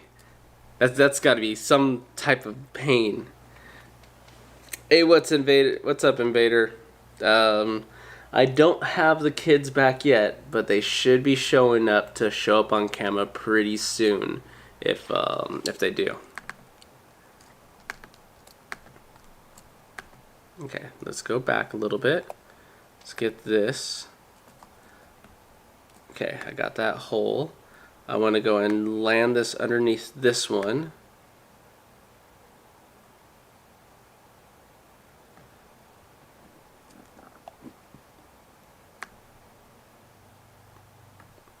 Good. I think I got something going on here. So it's kind of like a tooth in front of another tooth. Kind of like tooth number 30 next to tooth number 31. And we can keep that going. Alright. And then we'll do something with this. I'm going to go and probably group these two. Let's see. Pit and sealants. Number 30. I'll just name it that. Let me go ahead and group these together so that they don't... Oh, that's alright. That's never mind. I'll go and link them together. That's the proper way of doing it then. And then this, is that still in frame? It is still in frame.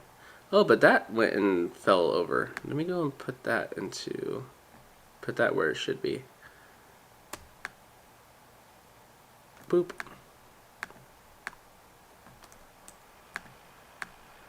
Alright. And then over here.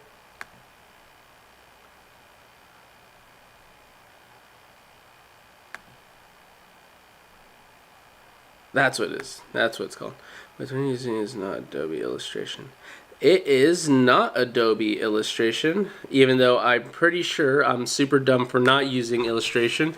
I am just using regular old Photoshop on this one.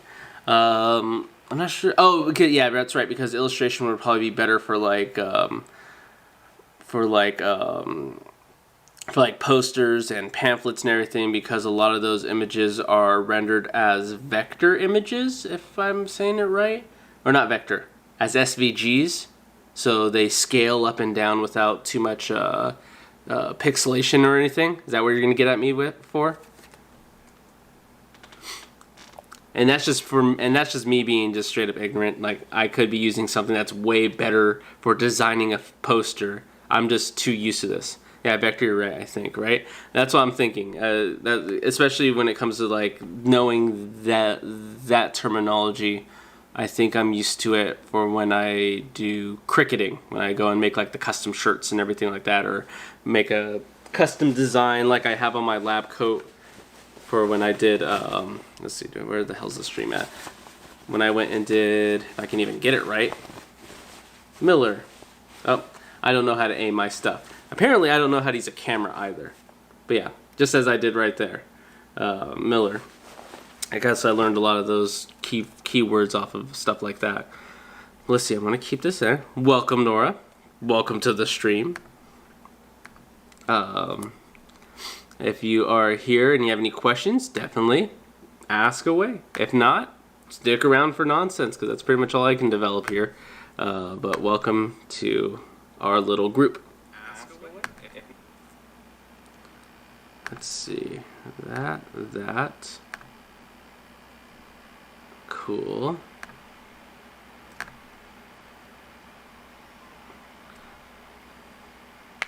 Yeah, it kind of does have that pirate skull type of look to it.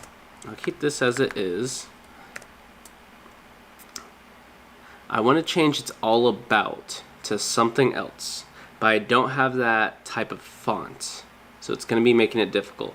But like I mentioned, I wanted to focus more on this fan faves thing, and I don't think I isolated it yet where I can go and use it, or where I can go and work with just that specific part. I have not. So I'm gonna have to go and do some canoodling to get this to do what I want it to do. And like I mentioned, I could probably make this so much easier by using Illustrator or something. But I'm just super dumb, and I'm just so used to Photoshop that I just don't want to learn, and that's just a bad thing on my end. I get Kingdom Hearts videos on my timeline a lot, and I got your last Birth by Sleep stream as a recommendation video. This is a cool stream too. Thank you, Nora. Yeah, Birth by Sleep video, that's going to, or me playing Birth by Sleep is going to happen again tonight, probably around, I guess I can use this current time in probably about 4.5 hours or so, 6 hours. Usually somewhere between 10 to 1 o'clock in my time. But like some of the things say, I really like dental, and dental is where what my jam is. And at the moment, we are just doing some dental things. Oh, don't want to do that. I don't want to do the erase tool. I want to do paintbrush. Nope, looks too obvious. Okay.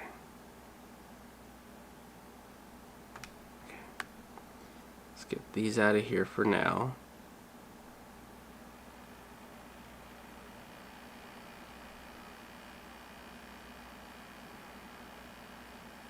Oh, of course I messed that up. I need to go in. Let go of that sometimes. What I would like to do is to relearn how to use the history brush. Okay, I got this to do what I want. Let me go and do clone stamp, which is going to be here. What is the thing? S. Okay, so S, I have to hold down Alt. I want to have more angle than that.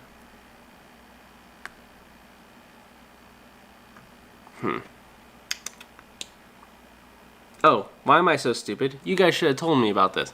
I can make this a ton easier on myself. Alright, so then let's go and, instead of doing that, let's go and steal this part. And let's go and drop. Oh, and let's go ahead and drop that over here.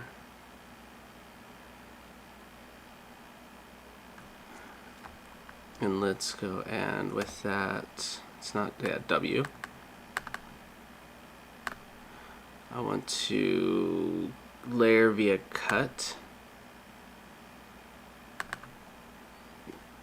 And then let's go and take out that. Take out that. That. Erase. There's something hidden here. And let's pull that up.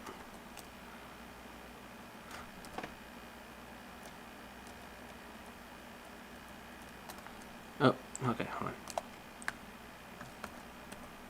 Okay, where? Oh, I'm not on that layer, that's why.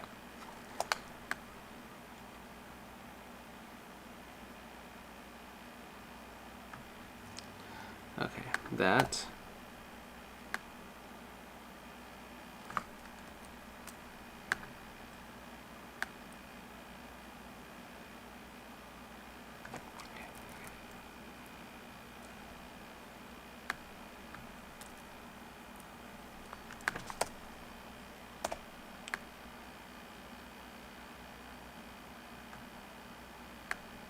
Okay, got this. Cool.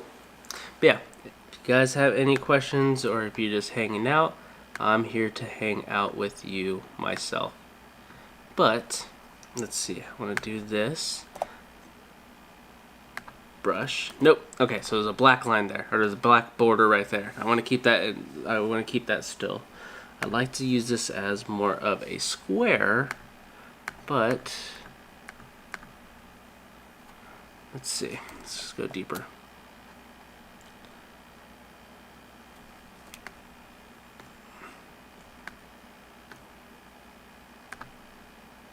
Okay. All right. So I got that. Let's save what I have so far. I need a theme. I need a title for this area. So let's also, while we're at this point, go and pen tool, I think is what I want to do. Let's go all the way down. Let's keep it a big old frame.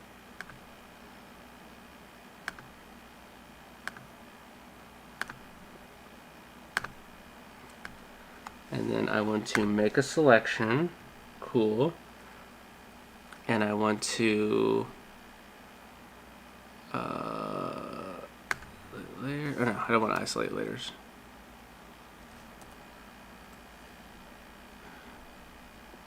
make selection that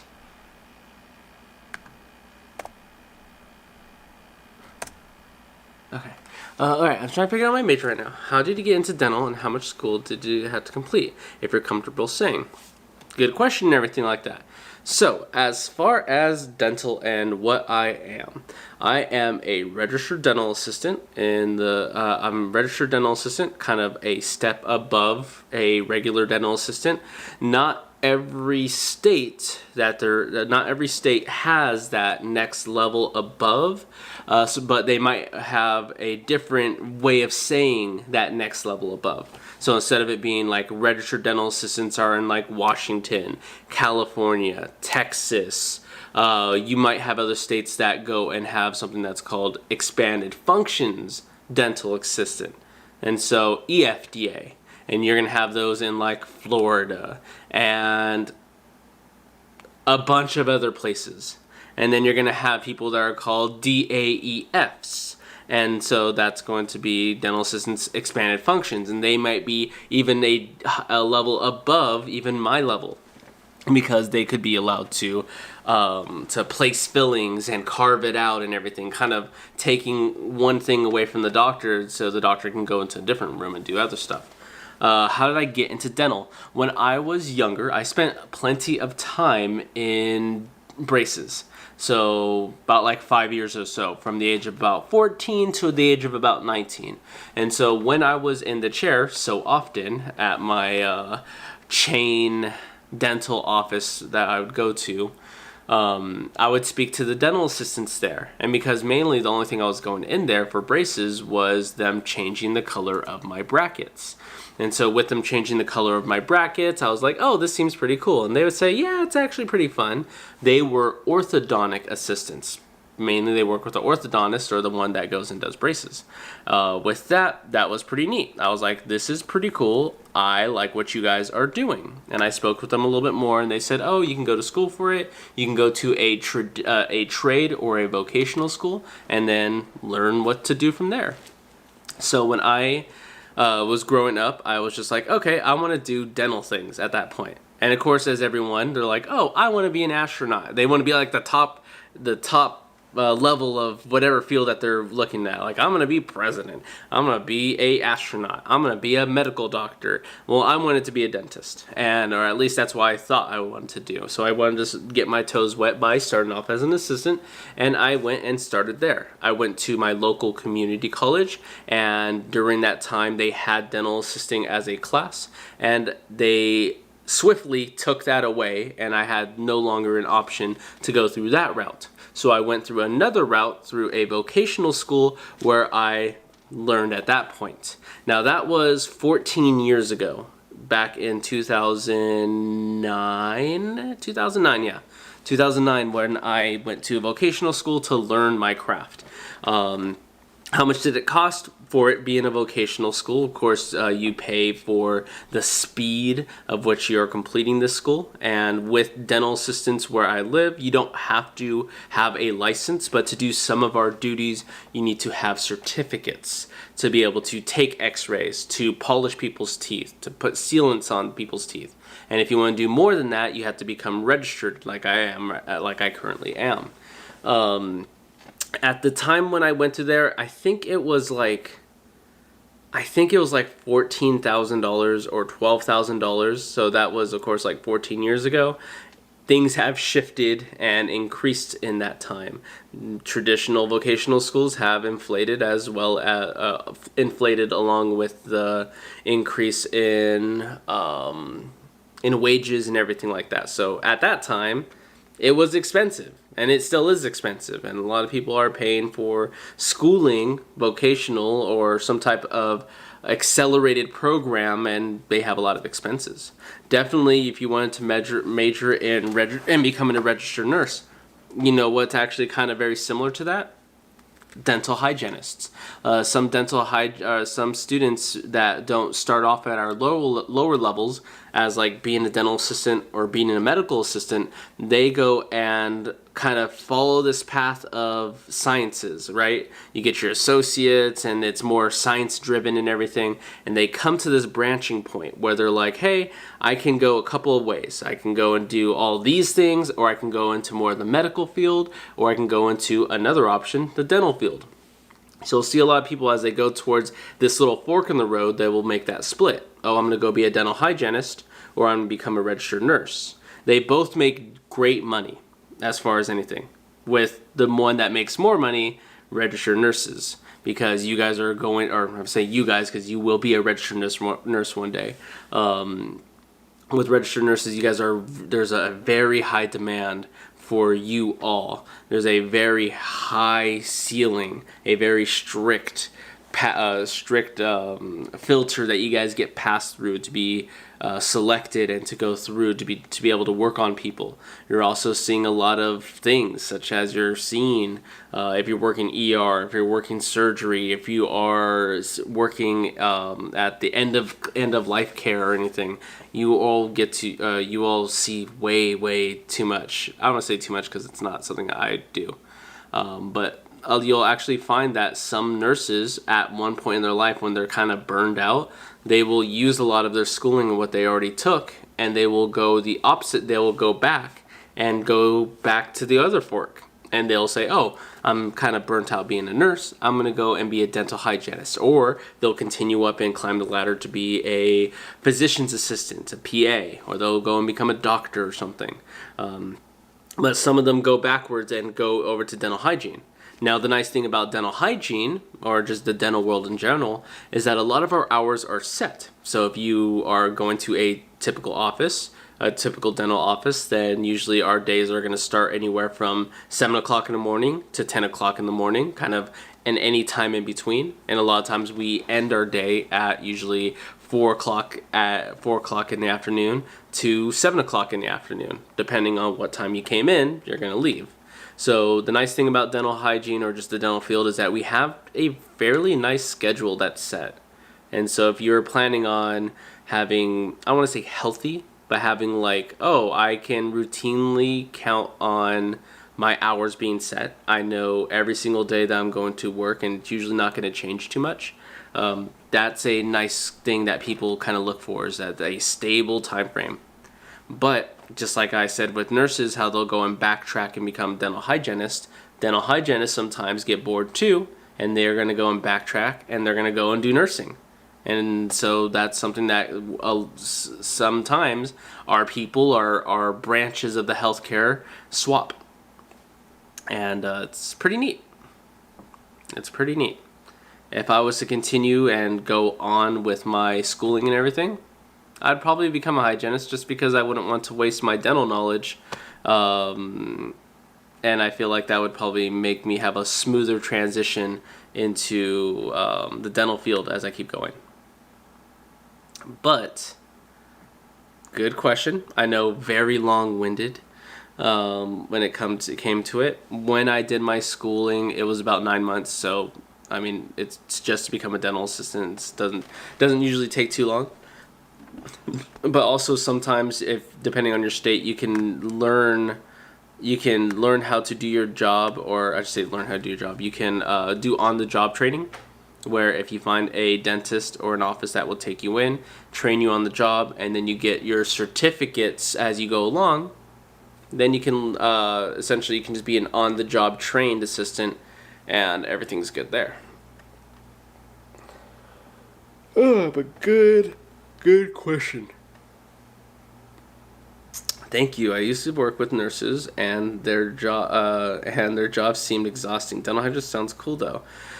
Like I mentioned, yeah, nurses get paid handsomely, but nurses burn out too, right? I mean, it depends on what setting they're working in. If they're working in major hospital settings, and like you would probably, if you turn on the news, you'd hear from places, nursing staff shortage And so if there's a shortage of hiring nurses, then that means your job becomes more stressful, and burnout can be a thing that can happen a lot. With hygienists, it's a little bit different because unless there is a hygienist shortage, a lot of times with your hygienist, you are having this weird thing. Even if you become a hygienist, most hygienists usually work about 2 days a week. A lot of times the kind of schedule is working every other day at one office, and sometimes they're going to be like, oh, well, I want to work 4 days a week. Well, that means you'll have to work 2 days at one office and then 2 days at another office, and now you have your 4 workday week. And it also means that you're essentially a part-time worker at two different offices, so you're going to have to pay for your own benefits, but you also make pretty good money. Or you can go and find an office that requires or needs a hygienist 4 or 5 days a week, and then you pretty much got it made. And they make good money. Dental hygienists definitely do make good money. Not as good as nurses, but definitely a pretty decent wage to be able to work on, to be able to live off of. So that's always the dream. You always see it in the dental assistant's eyes, especially as they're brand new and they're coming into it. They'll see like, oh, that dental hygienist is pretty flashy with their stuff. I want to be a dental hygienist. And the tough part is just getting through a lot of the prerequisites, a lot of the chemistry and schooling, and and all the different sciences that they go through. I want to think that one of the things that is unpleasant about being a dentist is when the patient looks and has bad hygiene in their mouth, that is, they have bad breath. When it comes to the smells, when it comes to all that, until you are in it for a good while, you just start forgetting about like, oh yeah, that's what like nasty breath smells like. You're just like, oh, I'm just used to it. Or like burnt tooth smell from drilling the tooth out and us running out of water and it's not cooling the tooth as it's getting cut. You just kind of get used to those smells and everything like that. One of the harder things that come to dentistry a lot of times is, for one, people just don't like doctors in general, but people especially don't like dentists. And they will tell that to us openly. I don't really like you guys. I'm afraid of all of you. I don't really like the dentist. And they'll say that like in the dental chair. I've never liked dentists. My family's never brought me to a dentist and all this other stuff. The medical doctor, you can probably say that to their face also. But we tend to kind of realize that when it comes to who you're interacting a lot more with, a lot of times it's going to be a dentist versus a medical doctor. At a medical doctor's office, you might go and have some face-to-face time, but a lot of times you're making your contact with the medical assistant, the front office staff, and maybe the nurse, and you'll get the doctor in there for their exclusive time to go and do a few of these specific tests, diagnose you, answer any questions. But with a dentist, once after they say, oh, hey, how are you doing there? And be like, oh, I'm scared of you. Okay, well, we're going to be working on your tooth for about like the next hour and a half. And probably after we're done working on your tooth, you're still going to feel pain. And you're going to remember that pain for probably the next hour to a couple of days if we did something that was really surgical. And you're probably not going to still keep liking me at that point. So it's one of the weird professions where... It's one of those weird professions where we are always in our patient's face, whether they want us there or not. And they need our services. And they come in pain. Sometimes they leave in pain. Some nice times that happen is they came in pain and they leave numb and the pain is finally gone. Those are always the people that appreciate us. But a lot of the really neat pieces, kind of like if you were here for last night's stream when I was making vampire teeth live on stream, is when we can give someone their smile back. So if someone's been missing their teeth, and they have really messed up front teeth, and to get crowns put on or veneers or to get a denture made for them, and to be able to present that smile back to them, then they get to see it in a mirror for the first time, really is and I don't say heartbreaking, really pulls at our tears, because we're like, yeah, this is why we do it, to make people happy about their personal self-esteem, to make them smile. So it has its benefits. Even past all the hate, even past all the scaredness that people have, you find it rewarding eventually. Same thing over with nursing, I'm sure. Same thing with any of the medical fields. Is that they'll hate you until they'll be scared, or they'll hate you until they can appreciate what you did for them. But also, super long-winded answer for something that probably isn't that complicated. Let's see that. Oh, I need to merge these layers together. Okay, let me merge these layers. I want to cut this layer from here.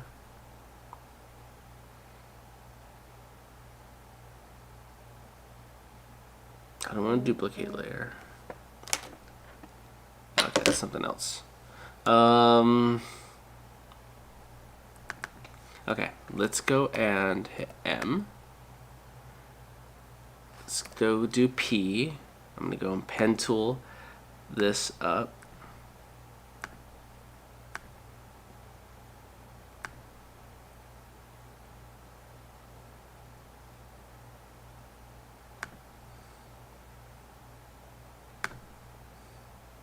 Let's go back.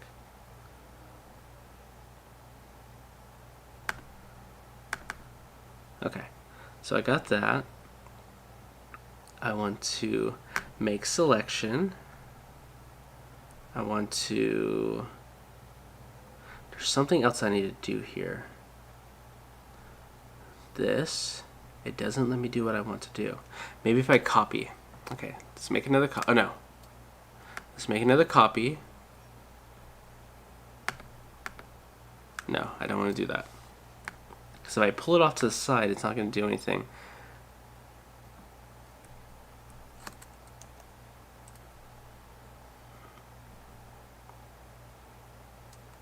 How do I want to do this? I don't know why. It's probably because I have this selected as a pen tool that I'm having a little bit of a difficult time to get this to work.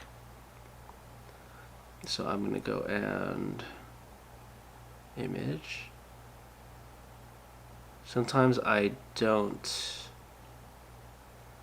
remember how to do some of these things in Photoshop, so I have to kind of just find it again.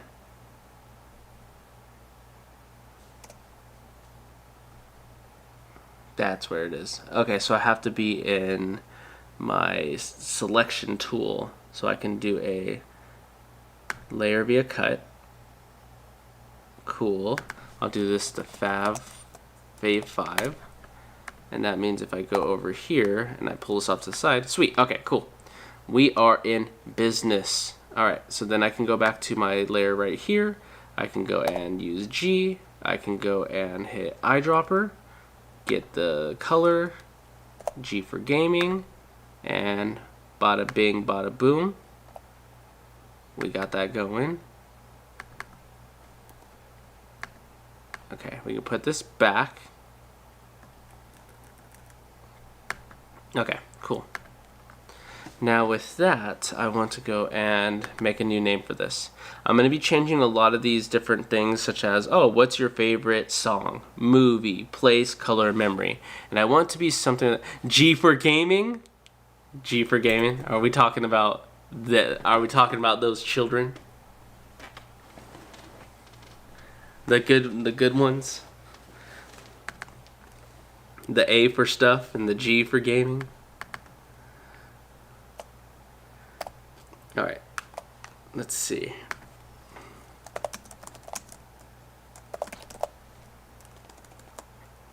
We'll leave this as a placeholder for now. Just for now.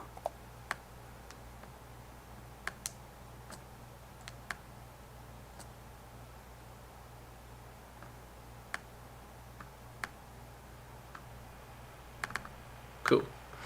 Alright, so I want to go and change what this question is. And I had an idea. Sneeze. All right, I'm back in order. So I had an idea with this before. And I wanted to put some questions here, kind of like how I did over here. You can only choose one. Which one do you choose? The same thing over here. I want this to be a kind of like a personal thing to each person that goes and fills one of these out. And I had it in my mind, and I forgot what I was going to focus on. I should have written it down. I should have texted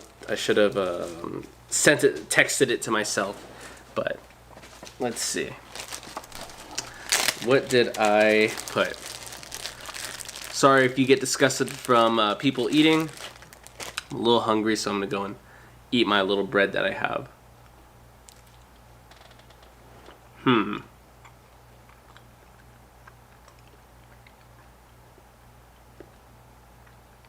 It's not G for gaming.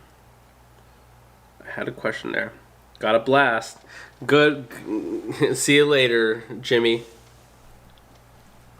You know how to get in touch of us. Advantage.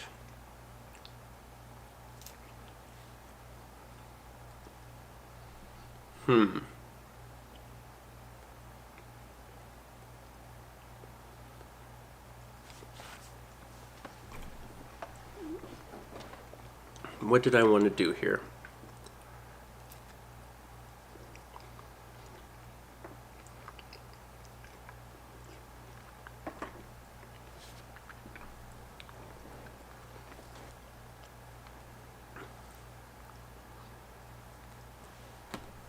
Probably the game that I'm going to be playing. Actually, hold on. Let me see where my kids are at, so I know how much time I have.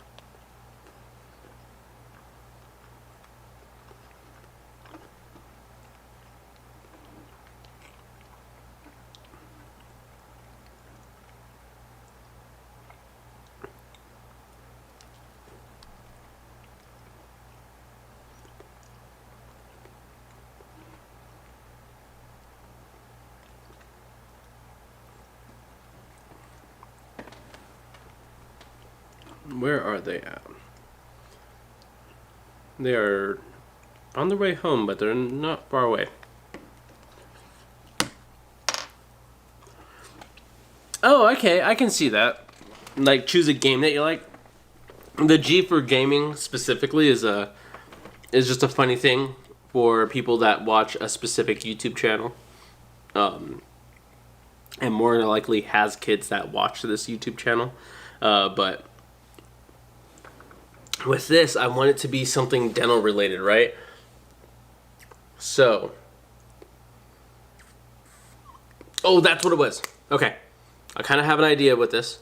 It was kind of like I mentioned before, with you can only choose one over here, and it's going to be somewhat similar, such as you can only choose kind of like you can only, same thing, you can only choose one, and then, oh, I just found cheaper game funny. Yeah, it's a cute little thing that, like, me and my wife will just kind of like scream. it's dumb. So with this one, I think what I had an idea for when it came to this was going to be, what's it called?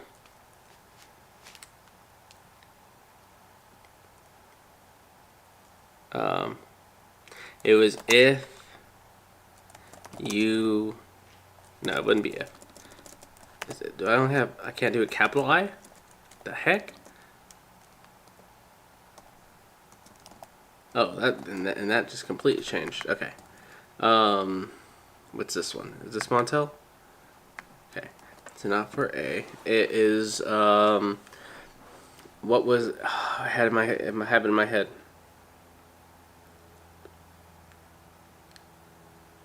Then you can say that's choosing the toothbrush and yeah, choosing it was, you can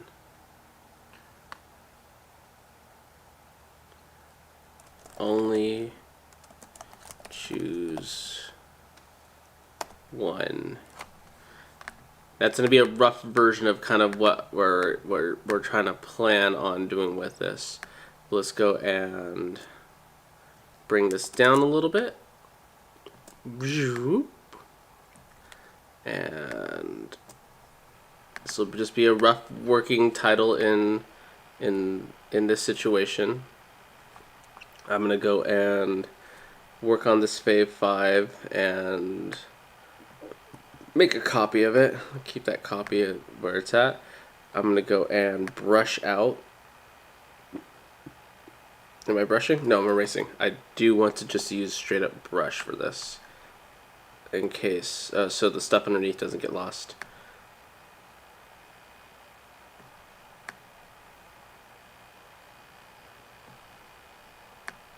And with that, what's that?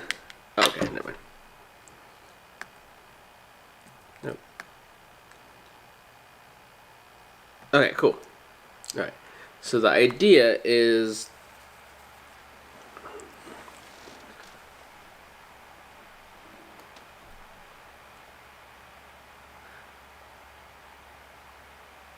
I think that's what it was. Okay.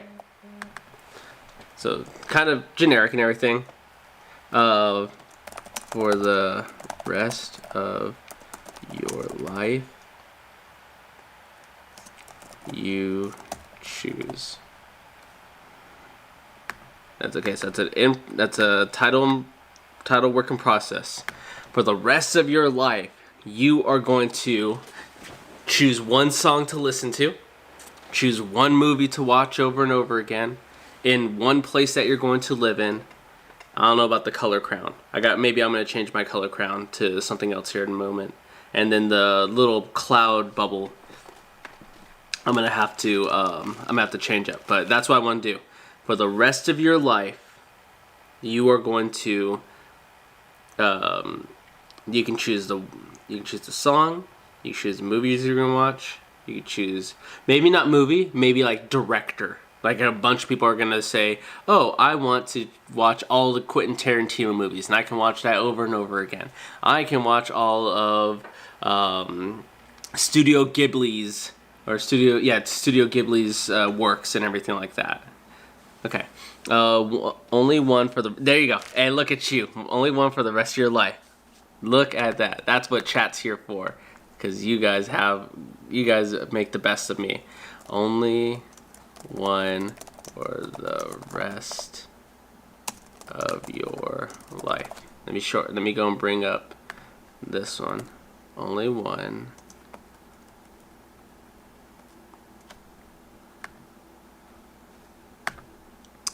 Ooh, sounds ominous. I understand. Let me try. Okay. Only one for the rest of your life. So, should I be like one song, one genre? And should I be like only one movie, or one movie studio, or movie director? Should I make it just like, oh, you're going to go insane with whatever choice that you're going to make? Or it should be, oh yeah, like I'm only going to watch westerns for the rest of my life. Listening to country music. Living in Texas. I need to change out the color, this little color crown thing. I don't think that's going to work for me. But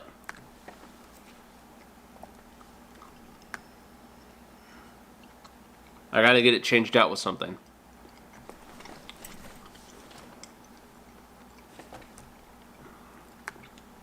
Let me see.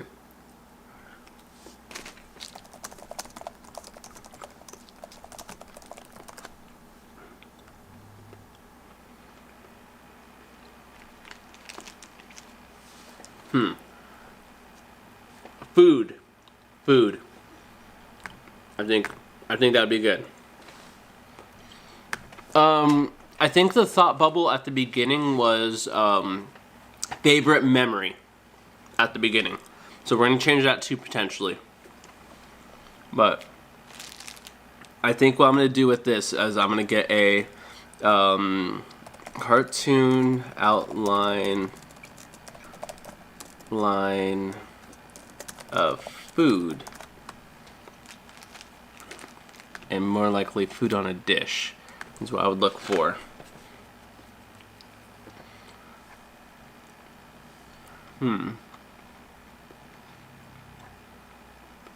What would be a good representation of food? Maybe just a plate of food on plate.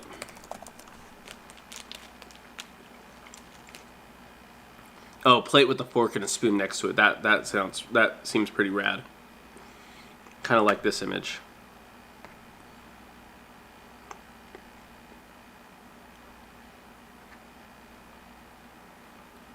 This looks goofy enough.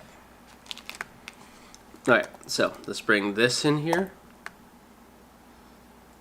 Let's go and W. Cut out a lot of the nonsense here. Let's take down the tolerance a little bit.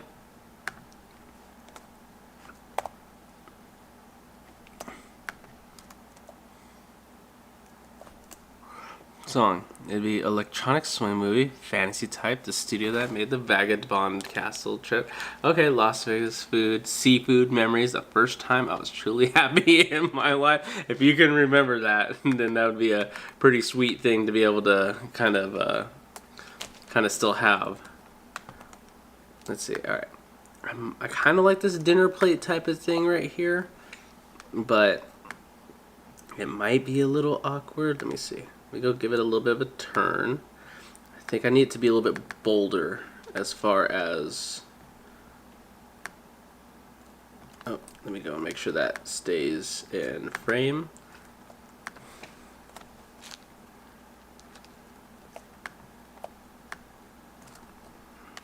That's also a tough one, is to move it. Oh, there you go. So that's even probably better. That will probably be a very common answer to see, because you're gonna see people that are like, the first time my child was born, the first kiss that I had with my girlfriend, or the last time I got to hug my grandparents or my family member before such and such. So that is one that would probably kind of come up a lot, or it can show up as a pretty good one. Where did you say that you were going to live? Let's see that. Let's see that. Las Vegas. Okay, cool. Las Vegas food.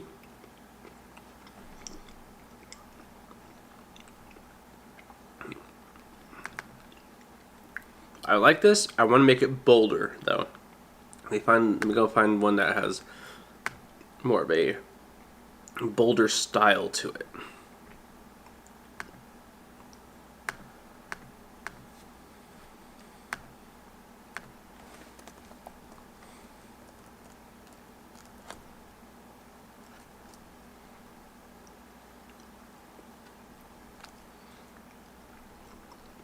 Let's see.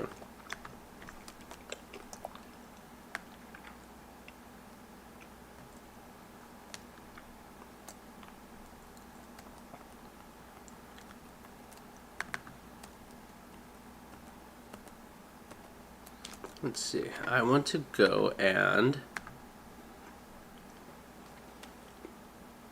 Why did it pull it like that?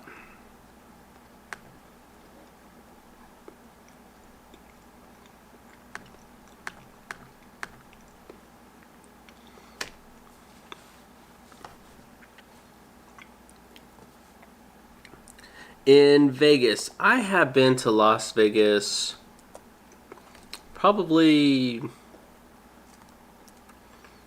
like, I think I've been there one time for a karate tournament, a martial arts tournament that I did when I was very young. And very young means like I was, it's very young to me. I was just like 11 years old or something like that.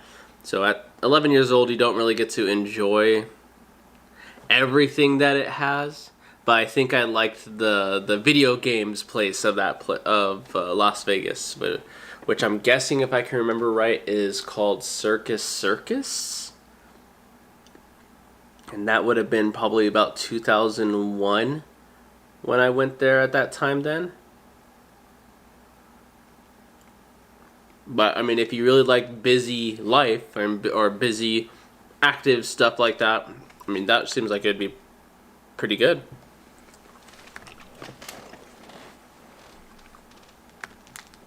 I am more of a small town person, so the busy life doesn't really interest me too much, just because I did not grow up in it.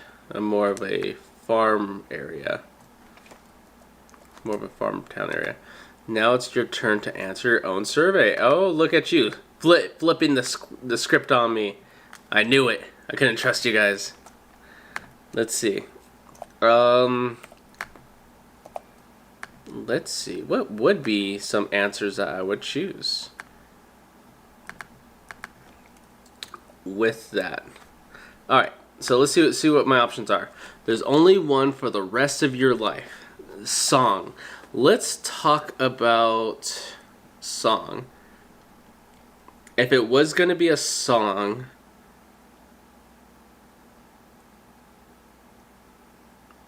I feel like I would want it to be primarily instrumental, just so that I could kind of create off of like just the beat something more. But it would be kind of like not super like techno, but maybe like somewhere within like synthetic music and stuff. If it was like a genre, I like metal. I like metal music. I like listening to metal bands or screamo bands. That's something that I grew up with. So that is kind of my jam as far as any of that. Usually, I'll just fry my vocal cords trying to sing along to it. Movie studios. I am not sure. I don't really watch movies that often enough to be able to make a pretty good call on it. Not the Kingdom Hearts soundtrack. Hey, now if we're saying soundtrack, then we start getting into different things at that point. If we're gonna say soundtrack, then let's see. I don't know, because we have video games, we have anime soundtracks.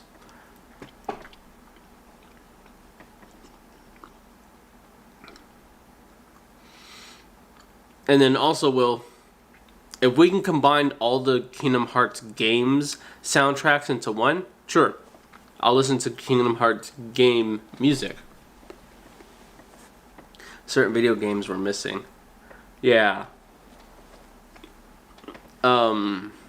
What's another one here? Oh, the kids are here. Movies? I'm not sure. I don't know, horror movies. I like to kind of be scared all the time, so if you just can keep the horror movies coming and coming, then that would be pretty neat. I just don't know studios. I don't know directors too much, but I'd probably say genre of movie, horror. Suspense seems pretty good too, but I think after you get done kind of enjoying horror, then you start laughing at it. So I kind of get horror and comedy both off of the same bit like that. Where do I want to live? I kind of want to go up north. I want to go more towards Washington. So Washington State is kind of where I would probably want to go over there a little bit more. Closer to the border of Canada and such. So that's kind of what I would like to do. But that's probably where I'd probably want to do like Washington State. Food. I don't know. Hispanic food, Mexican food. It seems like my body can handle that pretty well without having too many issues. But that would probably be it for that. If it was more like a fast food restaurant, which fast food joint that I would want to eat for the rest of my life, no clue. Maybe like Carl's Jr. Carl's Jr. that has the green burrito mixed into it. And then favorite memory. I can go just really sappy and say the birth of my kids. Because that really broke me when that happened. So, that's probably how it would go. And there's my dog. Draco. That's enough, Draco.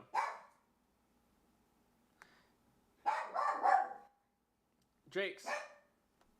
1 second. Hey, that's enough. That's enough. Come on.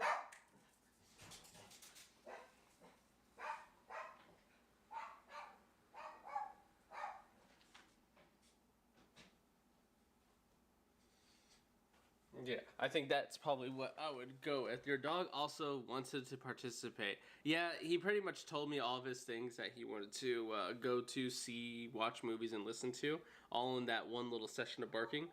But it seems like it is time for me to go for right now. But I will be on later, doing probably more back into gaming. I'll probably do more Kingdom Hearts later, and we will continue Birth by Sleep, and me being completely trash at it, getting help from people that actually know how to play the game the correct way. So I will see you guys later if I do see you. But apart from that, y'all take it easy. Bye, Nora. Bye, Pata.